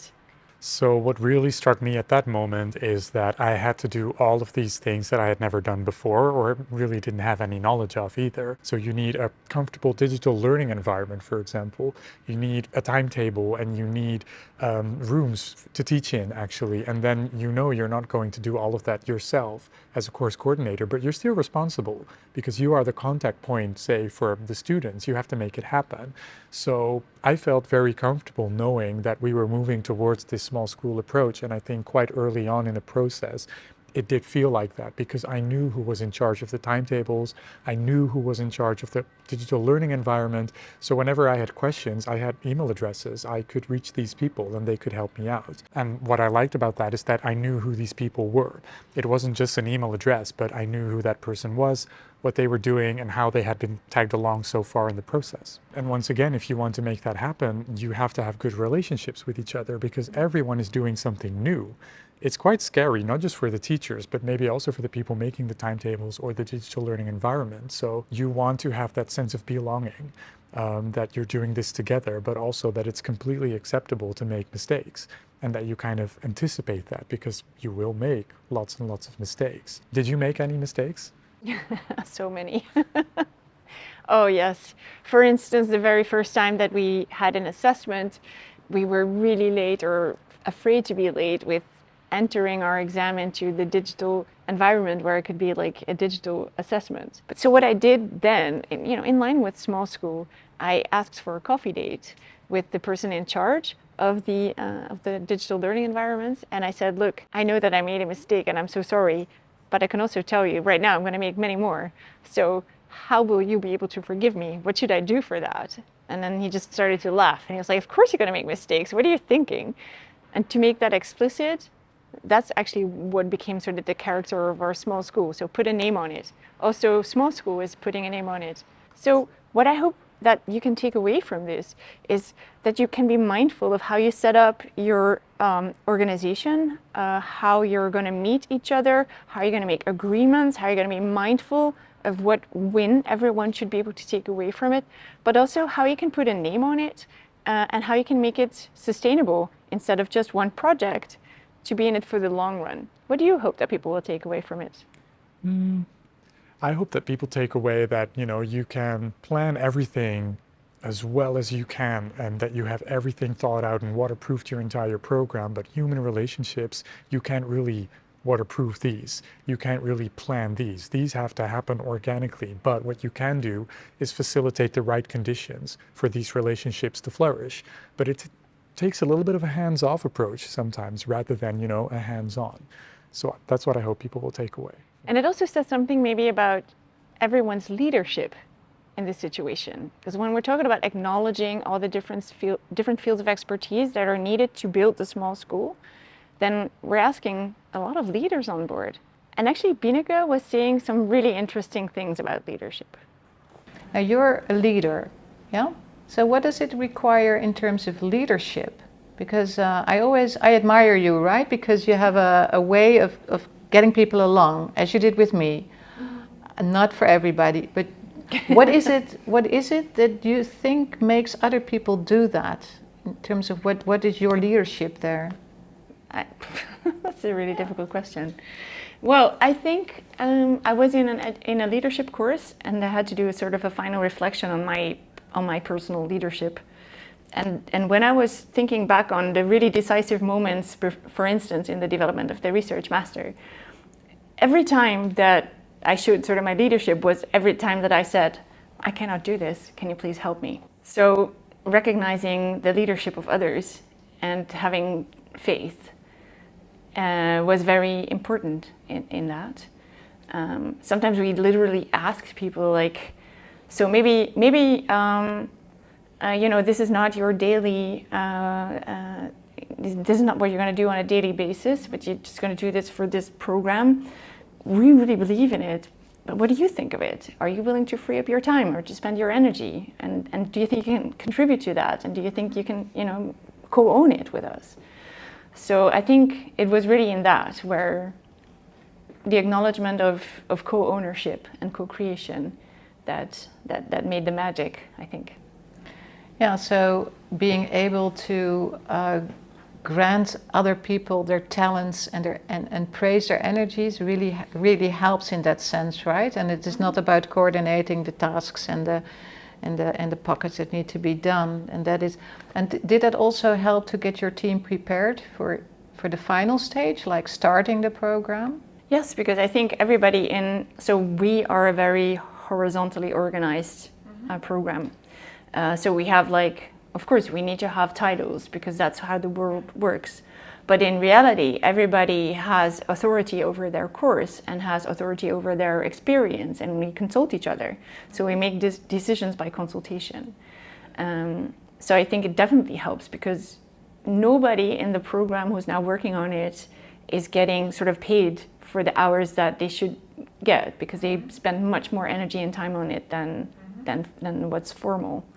But they're only willing to do it because they own it, because they own, you know, the struggles and the success and their creation. So your smart thing is that co-creation is not only co-creation, but is putting people on an equal footing, and that the learning experience is actually pervasive in all that you do in that program then. Yeah, and I think it's the learning experience of all of us. Binneke flipped the conversation around by asking me about leadership, and it made me reflect of leadership in the first place. And I came to this realization that when we started this project of Genomics in Society, actually my leader back then gave me the stage. He said, okay, you have a plan, go ahead, do it. And instead of acting like a leader, he would just sit down with the rest of the team and listen to me and give me authority in that way. And maybe that has influenced this leadership style a lot. But how is it like for you to be, you know, in this situation? So that sounds very familiar because I feel like I was also granted the stage. I had ideas about how I wanted to shape my courses, and I got full license to do that. That only worked, I think, because all of the support that I needed doing that was in place. It was there. So that put me in a wonderful position where I had all of these ideas, but also all of these tools at my disposal where I could make it work and I could take risks and I could exchange ideas with lots of like-minded people who were also very motivated. So these were really wonderful conditions to actually do these things in for the first time because there was so much room for experimentation and risk-taking.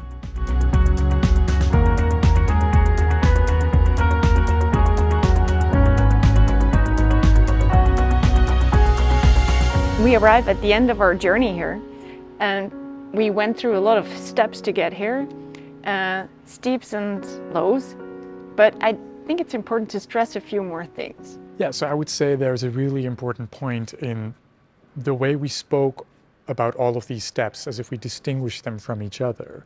And of course that's really important, but you have to realize that you do some of these things at the same time. So of course, you know, there is one point where you pitch your idea to the board of the university, but hopefully you've already thought a little bit about your design of your curriculum by then. So you're doing lots of things at the same time. You're not necessarily doing them sequentially. And I think that's very important to keep in mind for the overall process of working towards a master's program. And what about you? Yeah, I was also thinking, so we brought to the table what our inspiration was, right? So we're working in this field of genomics in society already, which made us feel like we need an educational program in this field. So it's really unique to us. Anyone else can bring their own uniqueness to their program within their own context. So then their basic ingredients would be a little bit different. I hope that anyone who's watching this video will reflect, like, what do I bring to the table and how would that translate to the recipe in my particular context? And even though you know there are lots of differences, obviously, between run-ups to master programs, I think something that they'll all share is that you'll have incredible peaks and achievements and celebrations, but you're also going to reach very low points where you have very low motivation, low energy, or there's some obstacles along the way. But I think it's important to realize that that's also when you learn your most valuable lessons, and that these are lessons that you take with you for years to come, because a master's program is not something you do for just 1 year. You know, it's something that you keep on expanding, that you keep on improving. I hope that what we're spreading here is our passion for creating a new educational program, and also, you know, this dot on the horizon, because we actually started our research master. We're almost at the end of our first year. We've made it happen, like going from a paper reality to reality, and it was magic. Was it worth it? It was totally worth it. We had such an amazing ride together. We want to thank everyone involved in this process very much. Each and every relationship that we've built in the process of setting up this master's has been essential. So thank you very much for being a part of this. And I think there's one person in particular that we'd really like to thank. Yes, this is our late department head, Robert Hofstra. I'm really sure that without him, there would not be this research master. He gave us the stage and he had faith, and he cheerled us from the beginning. And so also this video is a tribute to him. We want to pay it forward and to give you guys a head start with setting up your program, and to honor the people that made this possible. So if you've watched this video and you have ideas or comments or questions, we're very eager to hear about that.